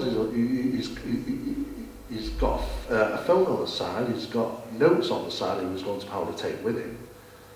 His clothes that he was wearing at the time, he must be still wearing the same clothes. No new clothes are out, no sign of his own clothes that he was wearing at work. So she's really puzzled, she doesn't really know. So she just thinks, well, he must have done crazy, must have changed his idea, or maybe he shouted Saint Sarah to me and I didn't hear him because I was doing the parts. So anyway, her mother comes round and she mentions it to her mother, but he didn't really think much to it.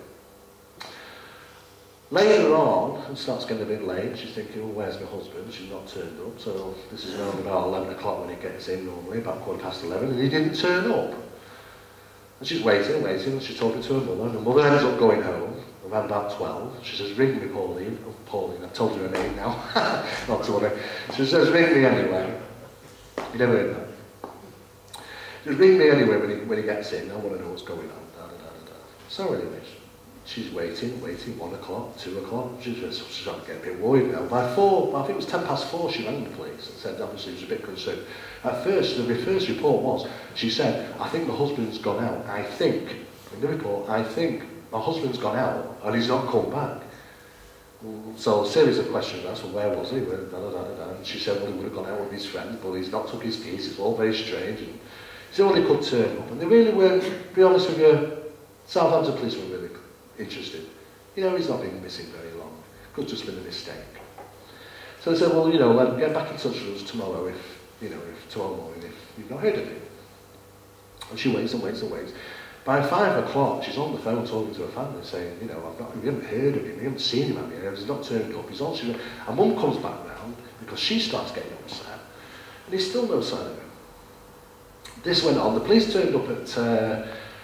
She made a second call to the police, and it was only when she made the third call, the actual police officers, 2 police officers turned up.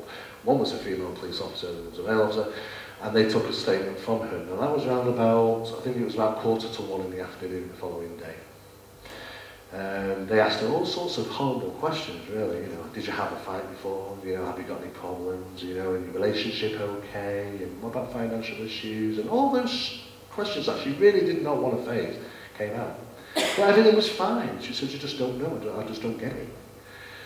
So we said, okay, so they put out some information, took some details off her, and this, that, and the other. And of course, obviously, the police went away, and I don't know how much really they actually bothered doing the investigation into anything at that time. But the following night, that evening, she was in the lounge watching television, and she was, again, having these outbursts of crying and that. And she suddenly heard a thud come from upstairs, a bang.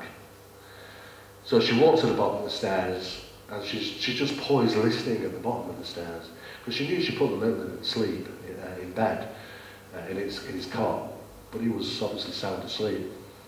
And she heard some rustling and some more noise coming from up there. So she just shouted, who's up there, or something to that effect.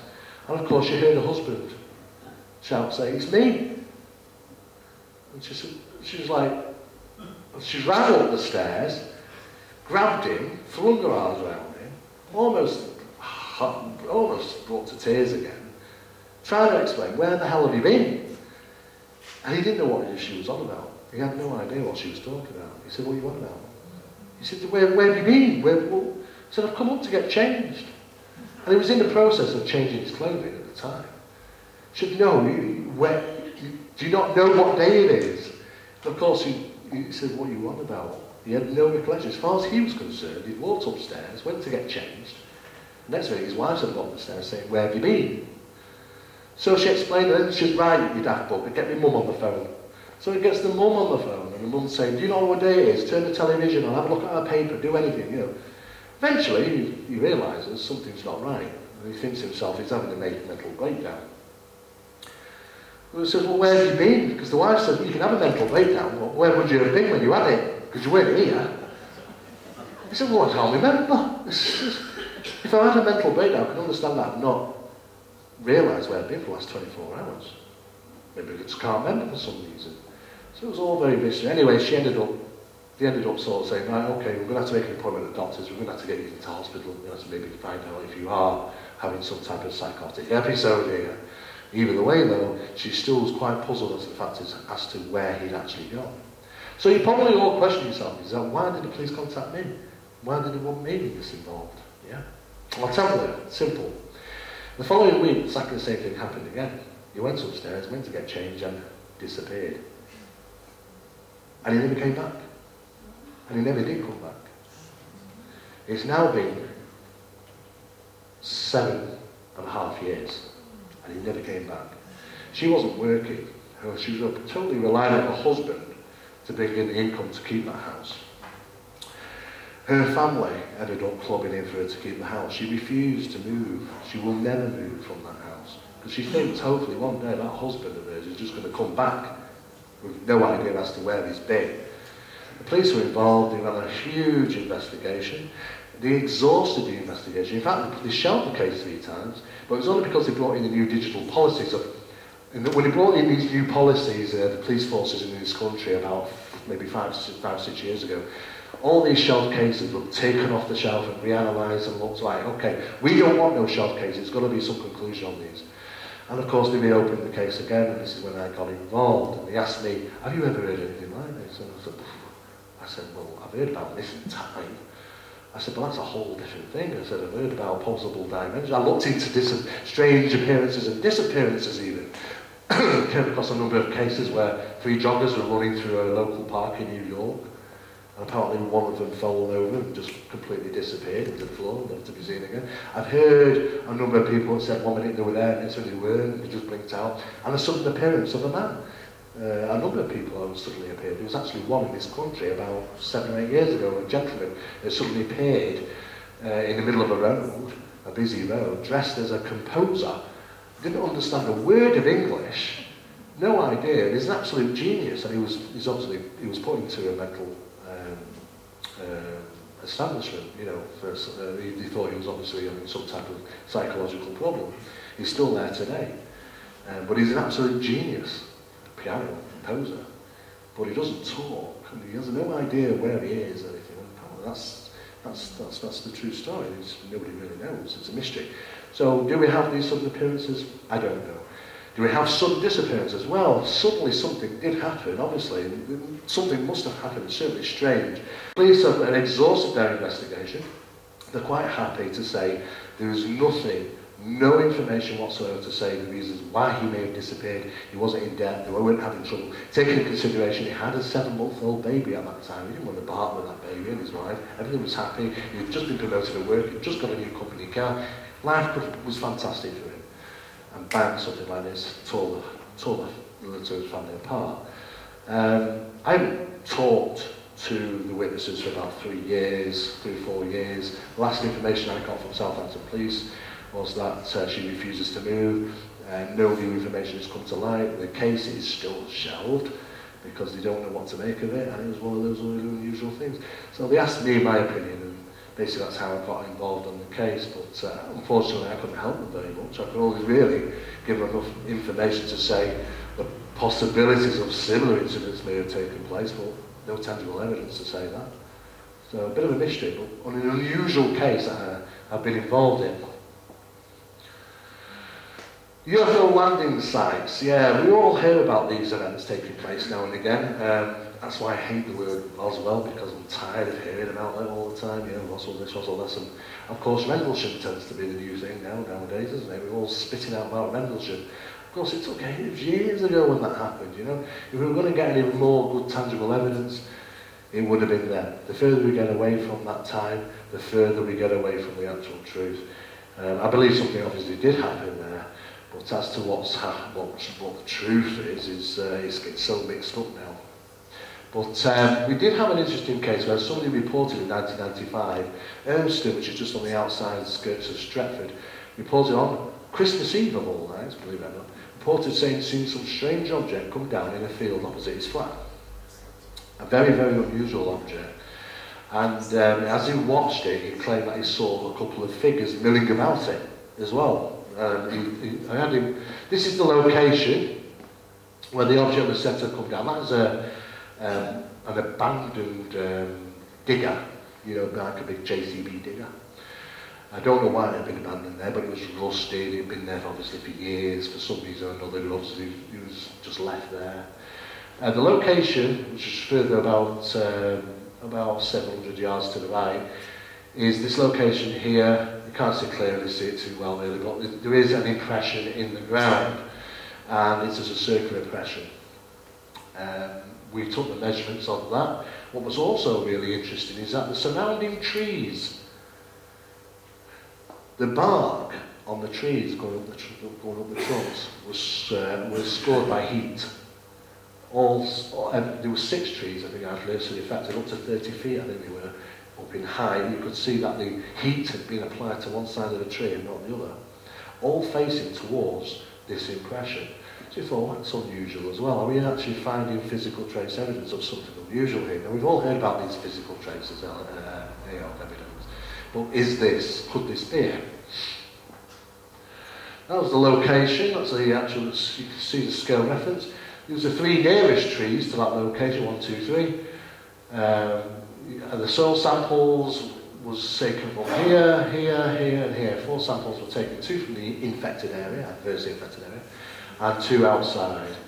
And you can see the trees were adversely affected around 14 to 21 feet up, the trunks and the leaves. Trunks were charcoal due to intense heat being applied, along with some leaves. All markings were on the tree sides facing the depression in the ground, so they were all facing the same way, so as if like some type of heat had applied to that location. These are the two drawings that he made for us. This is the object he claims to have seen. And when he saw it descending from the sky, he said he had a red light here, a blue light there, and a red light there. Exact words. And this thing came down completely silent, and it just seemed to just slowly descend into the clearing and stand there for some time. Now, it's very odd because it kind of looks organic, doesn't it? It kind of looks like a bit like a tree. But then he saw these figures milling about, and this was a close-up drawing of one of those figures he claimed to see. It's what you might refer to as a typical grey alien. Now, I'm very sceptical about things like this. Okay, I've heard about these aliens and that. You know, I know UFOs are real because they're unidentified flying objects and they're real because, you know, they exist. There'll always be UFOs. But as for aliens, well, you know, I have to say there's enough evidence to support it. There's some really interesting information out there. There's a plausibility, there's a possibility. But I can't say for myself, I have enough evidence to draw a conclusion that they are real. Could be, though. But nevertheless, though, he drew a stereotypical grey alien. What was interesting is, like I say, the affected trees. Excuse me. The area of the ground where this location happened, where the object came down, adversely affected the soil and the plant growth. I was continuing to go there for a further 12 years, and I still can see the marking in the ground 12 years on, after the incident. I don't go there no more. It took place in 95, 96. But for 12 years I did.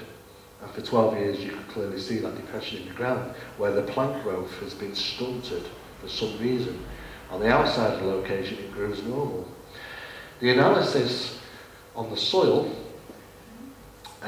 showed significant differences between the outside and the inside The mineral contents were significantly different. 640, we put these stars in to let you know, obviously, the differences, such as, you know, the 59 on the pH level was significant. So what we've clearly seen is that inside the depressed area, where this object allegedly came down, it's affected the soil, and not only affected the soil, it affected the plant growth in that area as well, for that duration of time, and continue to do so, compared to the outside location. So if we take into consideration that nothing happened, no object came down, no alleged alien grays were seen, something obviously of a circular nature came down on that ground, around about the time he said, it stunted the plant growth, continued to plant for 12 years, and probably still continues to do so. I gave up after 12 years, but after 12 years it continued on.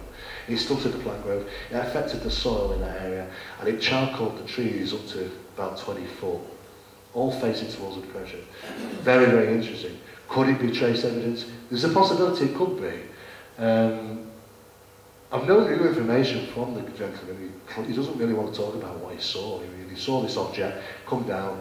He saw these objects, these figures milling about. It was down there for about 10 minutes or so. Then they kind of disappeared in it. This thing lifted off silently and off it went. I contacted the local press. No other people reported it. You think half of Ernston should have seen this thing, but he didn't. You know, it's really interesting. There's cases like that do happen. In 1976, 3 police officers, I've got the police report at home, 3 police officers on the way to a place called Carrington, you know, not too far from Flixton in Manchester. And Sergeant Butts was the initial officer put on the report. They saw an object, he claims, these police officers, the size of a football pitch, with girders and lighting all over it. Half of Ernston, half the country should have seen this thing. But all we got is 9 witnesses, 3 police officers, and the rest of them on the bus passing by. That's it. You know, the UFO phenomenon is weird. It can happen like that. You know, you expect half the country to see it, and in fact, you only get a few people. Woolworths in Burnley. Unfortunately, Woolworths is no longer anymore, but it's not there now. I did an investigation there with the team. They reported some strange paranormal disturbances there. This was an interesting case because all the staff there were reporting strange disturbances, the paranormal nature. They claimed that they'd see things move in the dark shadows, then the objects would be thrown at them, and they'd hear noises, and the security officer would obviously report strange sounds as if somebody was running around the store at night. These are some of the photographs that were taken on location. Now this is the manager had this new sign created. Open Sundays, 10:30 to 4:30. Okay, now he had to take a photograph of the new sign and send it to his area manager to sort of say, oh yeah, brilliant, we've got a new sign made. So he got a camera, which was one of those disposable cameras. When you get out of machines, you know, you put your money in, it comes out, and it comes with a film in it, and click away. And he took a photograph of that to send to the area manager. These other photographs that have been taken, I've pointed out some of the anomalies on these things. Some of these things are actually seen by the naked eye, which is really interesting. It's not just a matter of being caught on camera, but some of these things are actually seen by the naked eye. So these, some of these photographs are taken with different types of cameras, different locations, different times. So you kind of get the same anomaly on a range of different cameras, a range of different types of cameras, at different times and different locations. You can see again here. Here, there's an arc of light. Tiny little one there, there's a zoom in. Here, and a darkening here. Again. And again. And again. And we go on, and on, and on, and on. All these strange lighting phenomena. Even dark shapes which are seen to be moving around have been photographed. We didn't know what there was. We had no idea what it was. None of them tend to look like an apparition, or well, none of them look like a ghost, should we say. Because a lot of people get a bit mixed up between the reference apparition and ghost. An apparition is something that is seen which is not human looking. A ghost is somebody who looks human. So we don't know what these apparitions are. This is taken even in the infrared realm. Again, the anomalies are still there in the infrared. So they captured on every type of film, every type of camera, and it went on and on and on. What we do know that there had been some incidents on the location prior to it being built. There had been a death on the location of a boy who joined the building site. He'd been there with his friends and climbing, messing, and apparently he'd fallen and he'd died. That's the only thing we could find on that location. No untoward incidents, paranormal or not paranormal, had been reported there. Rodney? Well, it used to be a palace theatre, prior to the... And a cinema. Yeah, maybe it goes back to that time. And it really steep. There used to be a walk side of it. You walk to a bottom street. And it's really deep, and that's where they built the car park. Yeah, that's right. I used to work there on the DEJAN stairs we're talking about. You the do? car park. Oh, right. It's really good to see all this. Oh. Something like 1989, not 79, 80. Oh, right. Right, that's quite a while ago. Of course it's not there now, because we know what happened to Woolworths, don't we? But these incidents went on for quite some time. This is the most interesting photograph that was taken. This is a close-up of the sign that was made to send to the area manager. And it was something up here that was kind of catching my attention. Because I thought, well, what is this jumbled up mess? Wait a minute, what is that? I mean, are these unusual camera lighting anomalies? Is it what you see now is this is taken inside the store. The tills are just here. This is the galleyway. As you come off the tills, you walk out the door and out you go. And out there is the street. You can see somebody walking past with a little child. These are glass windows. There's light bouncing all over the place. I don't know where, but that could possibly happen. It could be maybe an unusual camera effect and cause the lighting. But what is this jumbled up? Because it's colouring that. I can see a red, I can see a bit of blue, and just a bit of a jumbled up mess, really. And he passed it on to us, and we had a look at it. We had an analyst look at it. So we turned the photograph upside down. And some people started to sort of say, well, you know, are we starting to see something, an image in there? Some people reported seeing a person sat in like two legs, his head and his arm coming down, maybe even fingers there. Some people reported seeing different things in the image. What we could be talking about is pareidolia. Now, pareidolia is a name given to something that the brain does. It looks at an image and it says, oh, that's what it is. It tells us what it wants us to think we're seeing. For instance, that isn't a face there in the middle. Yeah, it is actually just a guy and he's holding a baby with a hat on. You know, it's just... Do we see Christ in a Kit Kat? Do we see a face in the crater or somewhere? Yeah? Do we see Jesus Christ? It's actually a dog's bum, that, by the way.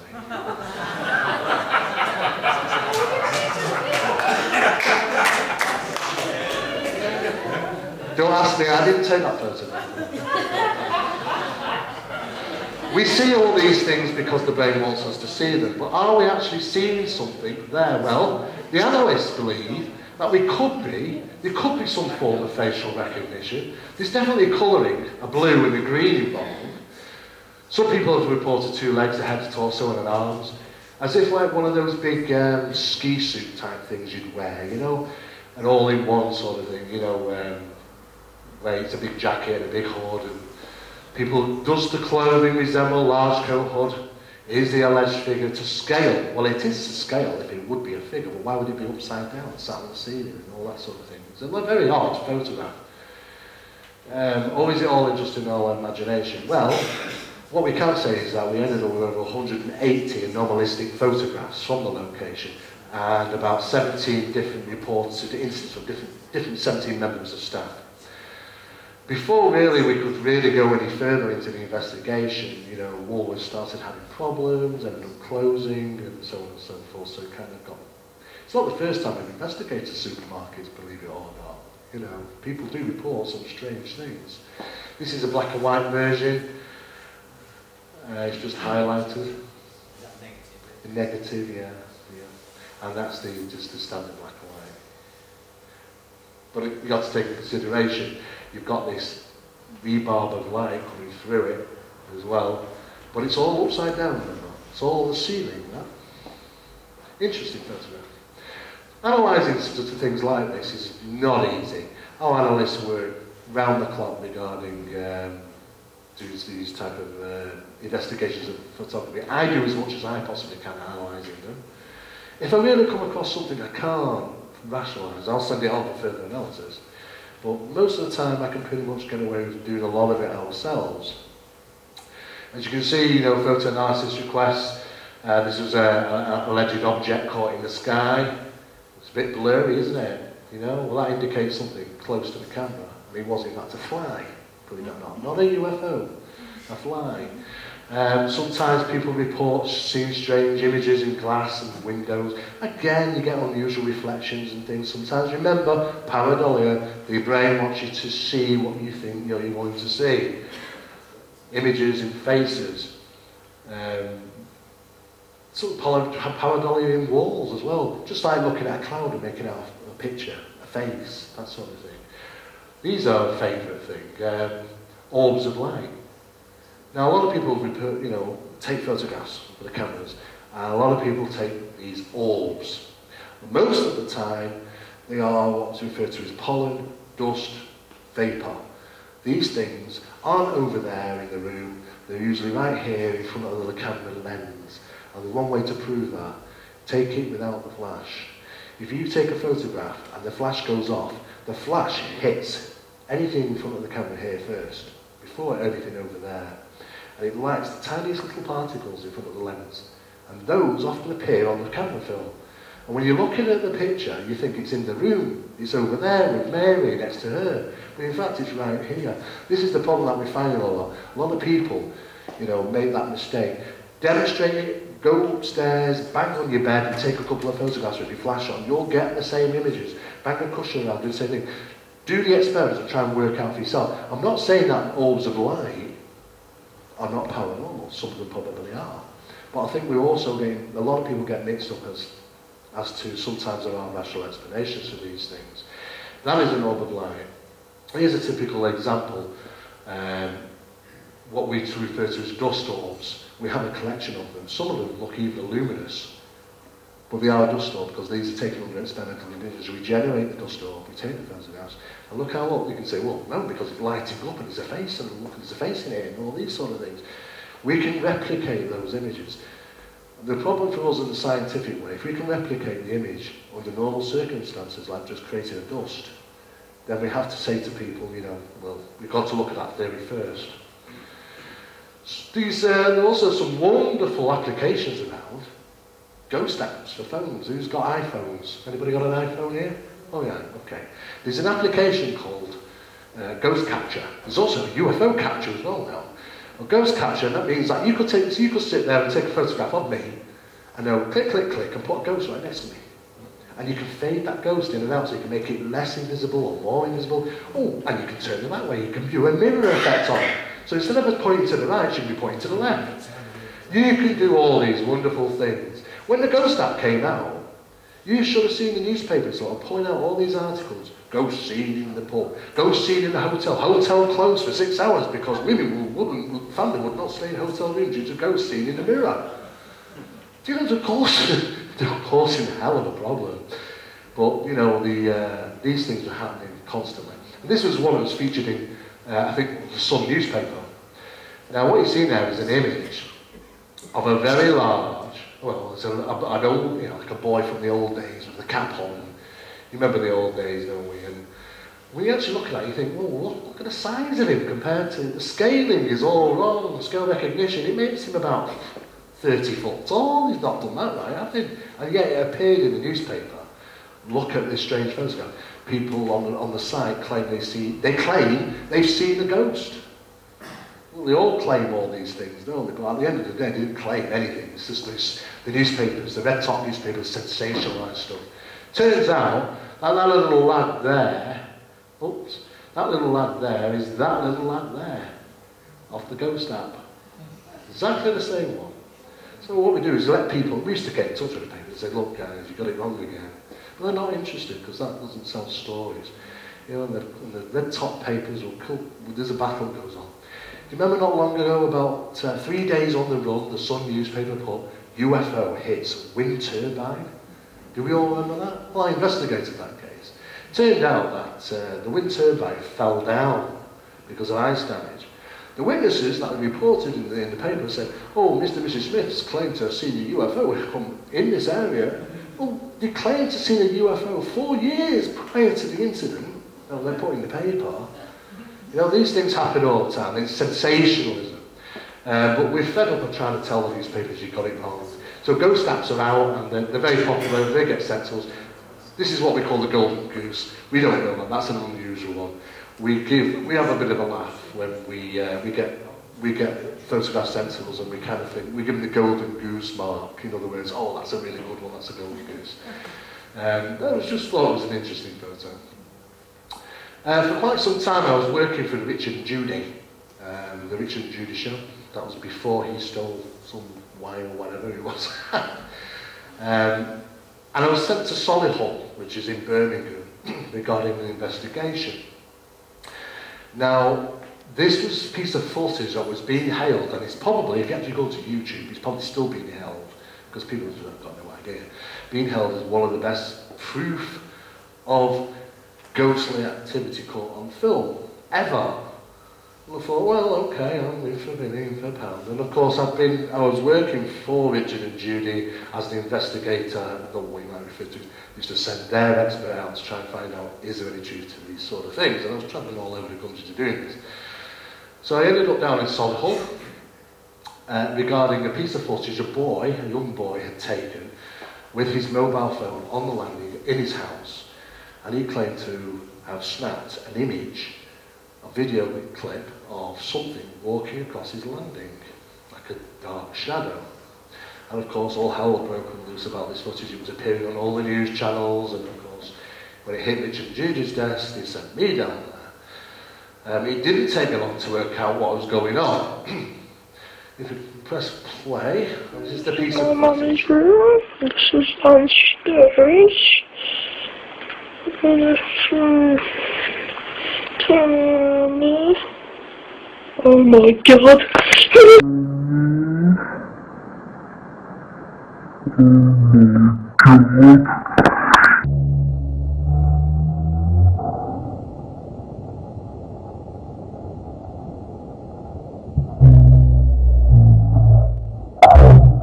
When running at normal speed, just play that again. Running normal speed. This is my mummy's room. This is downstairs. And it's oh my god. What we're basically seeing, this is the front bedroom here. The landing is just here. The boy was up there and he was kind of pretending to be Mr. Bean. Oh, this is my mummy's room and da da da da da. And he apparently turns round, and as he's filming into his bedroom, he claims to have seen this figure walk across, and of course caught it on the phone, and runs into he says, oh my god, and runs into his sister's bedroom. So I went there with the team, and the first thing that we noticed on that piece of footage was camera flares. Now this is something interesting. Because can we just play one more time, thanks? Yeah, we go. Camera flares. I'll show you camera flares when it happens. There. And there. There's a little flash of white. These are what we refer to as camera flare. Okay? There's only one way that camera flare can happen. Okay? And I'll explain how that happens. Very technical, but this is a still from it, and you can see the camera flares here, and that was that bit there. What he's done is, quite cleverly, and it's the only way to do this as well, to get that camera flare. Taking into consideration, he stood on the landing, and the light source on the landing is the ceiling light that's on, the landing light. And he stood there and he turns around. To capture that, what he does is he places something, he's got all of his camera and his phone, and he's running a video, and he places something clear, maybe a CD case, with a little black mark on it, or a little man, and he places it in front of it, and it goes like that, and he moves it across. The only way to get a camera flare is the light source is bouncing off something reflective in front of the camera on the phone and bouncing back into the camera lens. The only way to do that, there's statistics and the analysis done, counter flare is because this figure is actually marking on a CD case or something similar to a CD case, something clear, like you put a little black mark on or a little draw a little black man and place it in front of the camera. What was really interesting is about an hour or two later we scoured his room and found the CD case with a little black man on it. Now the excuse me, the family have been offered £2,500 from the Sun for the footage, which they gladly accepted, and they were also taken out for a family meal as well from the Sun. They wouldn't relinquish the footage to anybody, they wanted to keep hold of it. We pretty much knew exactly how, we actually recreated it. If you actually go onto YouTube and type in Solihull Ghost, you'll see our recreation. Done in the same location, under the same circumstances. And they're identical. So that's very simply done. In this case, the family made a considerable amount of money from doing this. So the Solihull Ghost case has proven to be a hoax. But it's really, some of the funny remarks on YouTube and Facebook about it continue today. Booth Supermarket was another location that I investigated for Mr. Booth in Knutsford. They reported strange goings on there. The reports, as you can see, some of the tills are just played up. You go there and it just got absolutely mad, and they'd always report in the paper flying out left, right and centre. And of course, there was only one original real plant up on these top shelves. And one particular night, when they came in the morning, they had lots of plants up, but all of them were artificial except for one. And that one was taken down and dragged up and down the aisles during the night. And that thing was about this tall and was in a pot about this big, and it was about 8 foot up. So how the hell, I couldn't lift it. I couldn't even lift the pot on its own. That thing was dragged up and down 4 the aisles during the night, and the alarms didn't go off. The disturbances continued for quite some time, but what was really interesting is that the building was actually built on the old jail where they hung people as well, so that was kind of all mixed up as well. The thing is, what happened is that I kept a lid on this case, but then other people came on, like the people, the staff started talking to people, oh, do you know about the ghost? Oh, do you know about this? So Mr. Booth kind of went, ooh, you know, I don't want this information out, it might be bad reputation to come shopping here. So he kind of stopped the investigation, unfortunately, but that was down to his own staff talking. So supermarkets is still a regular place. Another poltergeist case that took place was in Stockport, where the family reporters really bad incidents are taking place. An apparition that stamped its way up the staircase one particular night. It slammed the lounge door so hard, he put a 26-inch strike, complete, broke the door, buckled the door in the middle right down. These things, excuse me, these things on a regular basis. We were called in to investigate. We ended up having to get the church involved. Luckily, they did actually help. I mean, I don't know about, you know, what your beliefs are regarding the church. Sometimes I think only about 12% of blessings only are successful. But in this case, it did work. So it did work for the family.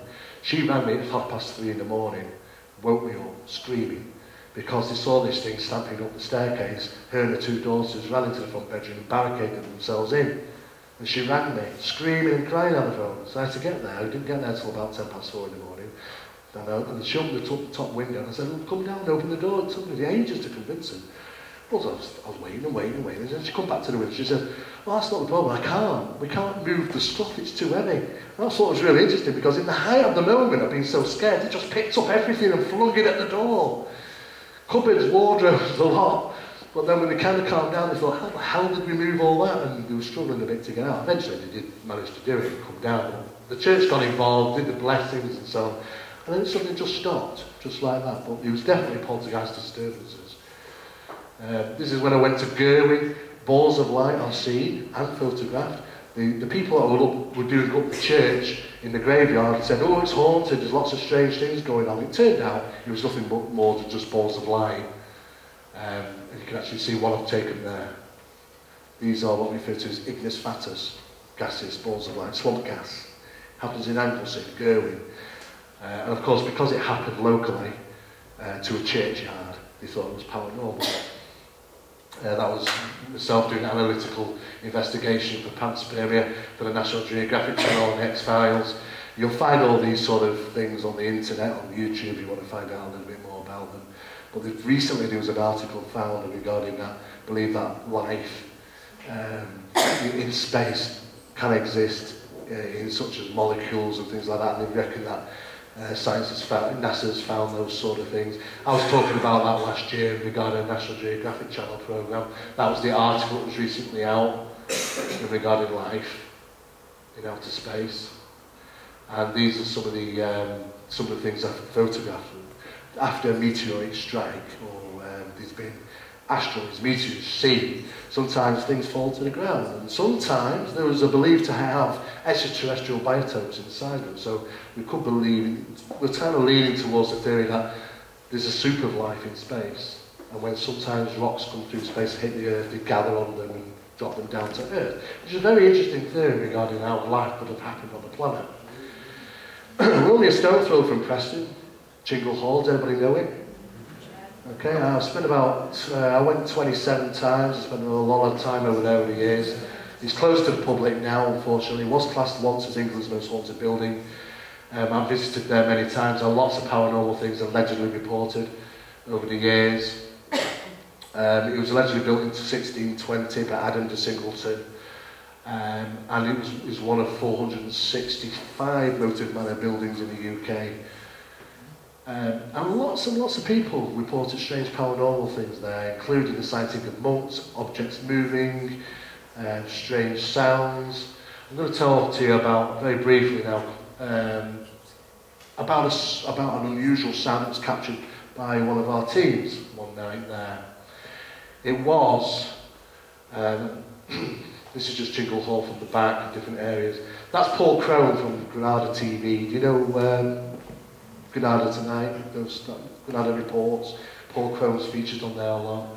He went to Chingle Hall, claimed to have a very unusual paranormal experience there, and said he'd never go back in there again, and he won't do. He never has done. In fact, his equipment and camera equipment that was left by his team were left there for about 3 months before somebody else came and picked them up. He won't step foot back in there. He claimed to have seen an apparition in Chingle Hall. He won't go back in.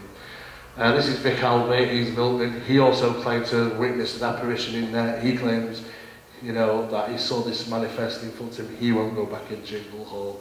It is a shame that it's closed to the public now, but after doing so many years of investigations, you get thousands of reports from people.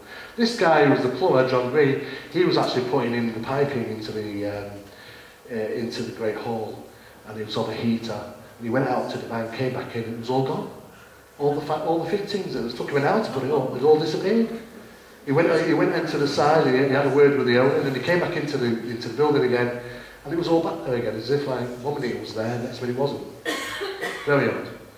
That's myself and a number of teams over the years that have been there. These are some of the anomalies that have been photographed. Again, you get a lot of mist and shapes, strange sort of things. Terence Whittaker did investigation there, Analysed. Yeah, and a radio show actually did a live presentation there as well, and they heard a loud banging sound like a gong going off in the kitchen area, which they couldn't explain. It gonged 3 times, and apparently they just got out of there. This is the rear of the building. This is taken in the infrared. There's a kind of an unusual colour of light in that. And again, these things are seen. Again, these white shapes. That was the swinging chandelier. That's often, of course. This was interesting. This is a piece of the wood from the beam in the ceiling. The fire brigade were called out one day after the smell of smoke, and they found this, and it was burning from the inside outwards, not outside in. They did a thorough investigation. The Goosenar fire service, they have a report on it. You can access that report. The report says when they came out, they saw it smouldering from the inside out, and they were so fascinated about it. They said, put it on display in Chingle Hall. So there it is still. It was on display in Chingle Hall for quite some time with no explanation what caused it to happen. All the photographs of Chingle. Again, you get these balls of light, some of them are possibly explained through dust particles. That one was actually seen by naked eye and photographed. So they do happen. That's me pointing where he was when we saw it. You can see all these photos on the wall of other photographs that people have taken whilst visiting in Shingle Hall over the years. Now, this is just other locations of the hall, during the summer, quite a number of years ago, around about 5:30 in the morning, the birds singing, that sort of thing. Investigators had had pretty much an uneventful evening there. There were 2 females investigators, 2 male investigators. And all of a sudden, they were packing up, ready to go. They heard this tremendous scream that just came from nowhere. And it was heard in every single room of the building. The owners actually got up out of bed over it. It startled them. It startled everybody, actually, because everybody was really interested. Everybody thought it was in the room where they were. Where was it happening? It happened in here. Where was it happening here? Everybody heard it where they were. So it was as if like the whole scream was generated in the same locations all over the house at the same time, and about 5:30 in the morning. It was very, very interesting. It was captured on an audio recording device, left still running, fortunately. And it did capture the event. And we had that. These are just bits of plaster. Sometimes you get things thrown at you, and you kind of think, well, where's that come from? And, you know, this is the scream, the Shingle Hall scream. I'll play it and let you hear it.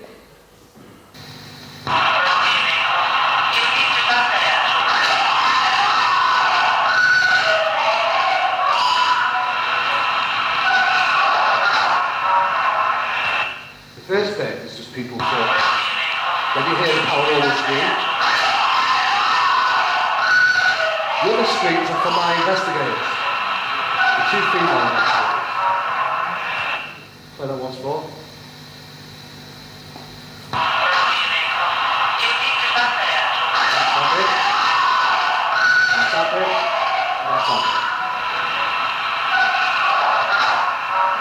So what we're hearing there is a scream that was just generated from nowhere, which is this big bulky thing here. Okay, that mass of sound. The 2 other screams that follow it are the 2 female investigators who were there at the time. They thought it happened right behind them. They were trying to get down the stairs as fast as they can. And they screamed, both of them. So that's their scream, and that's their scream. And that's the paranormal scream. Big difference in that. The analysts at Manchester University looked at this and found out straight away, very quickly, that the overlapping sound here was between 391 to 411 hertz. Well, that's higher than human vocals. Okay? The female human vocals. The standard vocals here of the female vocalizations are 211 to 238 hertz. That falls about right. I think the females can go up to sort of 255 hertz. Yeah, 391 to 411 was in the paranormal sound, but not just that. It actually consisted. It was the overlapping sounds. There was 26 different vocals in that one scream, compared to a single vocal there and a single vocal there. So what they're basically saying is that 26 vocals came together to generate one scream, and they were all non-human vocals. I still don't know how they did it. The only way they could have done that is if they had recording, playing devices, speakers all around the house, in different locations, played it all at the same time. But if you go to Shingle Hall, there's just nowhere to hide anything. You've got white walls and floorboards, and that's pretty much it. So it's a bit of a mystery, and it still is today. Just very briefly, especially about Phenomena magazine. If you haven't already had it, and it's free, it's absolutely free. Just go to the website, phenomenamagazine.co.uk, download it. It's out every month. It covers everything from paranormal to UFOs, all anomalous phenomena. And we put our own investigations and news items into it every month, so just go onto the website. All back issues are also downloadable on the website as well. Also, Strange Happenings was the second book I wrote, which is available. You can obtain it from the website. If you actually go onto the mapping website, you'll get details there. Also, Paranormal Insight was the third one I wrote. It's just about the continuing work I've done over 30 years and where I've been and who we've dealt with and that sort of thing. This is a new one that's being put together slowly but surely when they get enough time. That is, I keep working it through chapter by chapter, but it's the first time an illustrated book has been published in regards to the thorough investigation of paranormal phenomena, how to do it, reference guides and all those sort of things. So, I mean, a lot, when you buy those type of books, it's all people writing about, oh, do this and do that, but these are kind of quick reference guides, an illustrated book. Very briefly about the British Investigators Training course, we have the basic one and the advanced one. They can be obtained through the MAPIT website. The courses are correspondence, so you can obtain the whole, and they don't like modular, the whole thing sent to the students.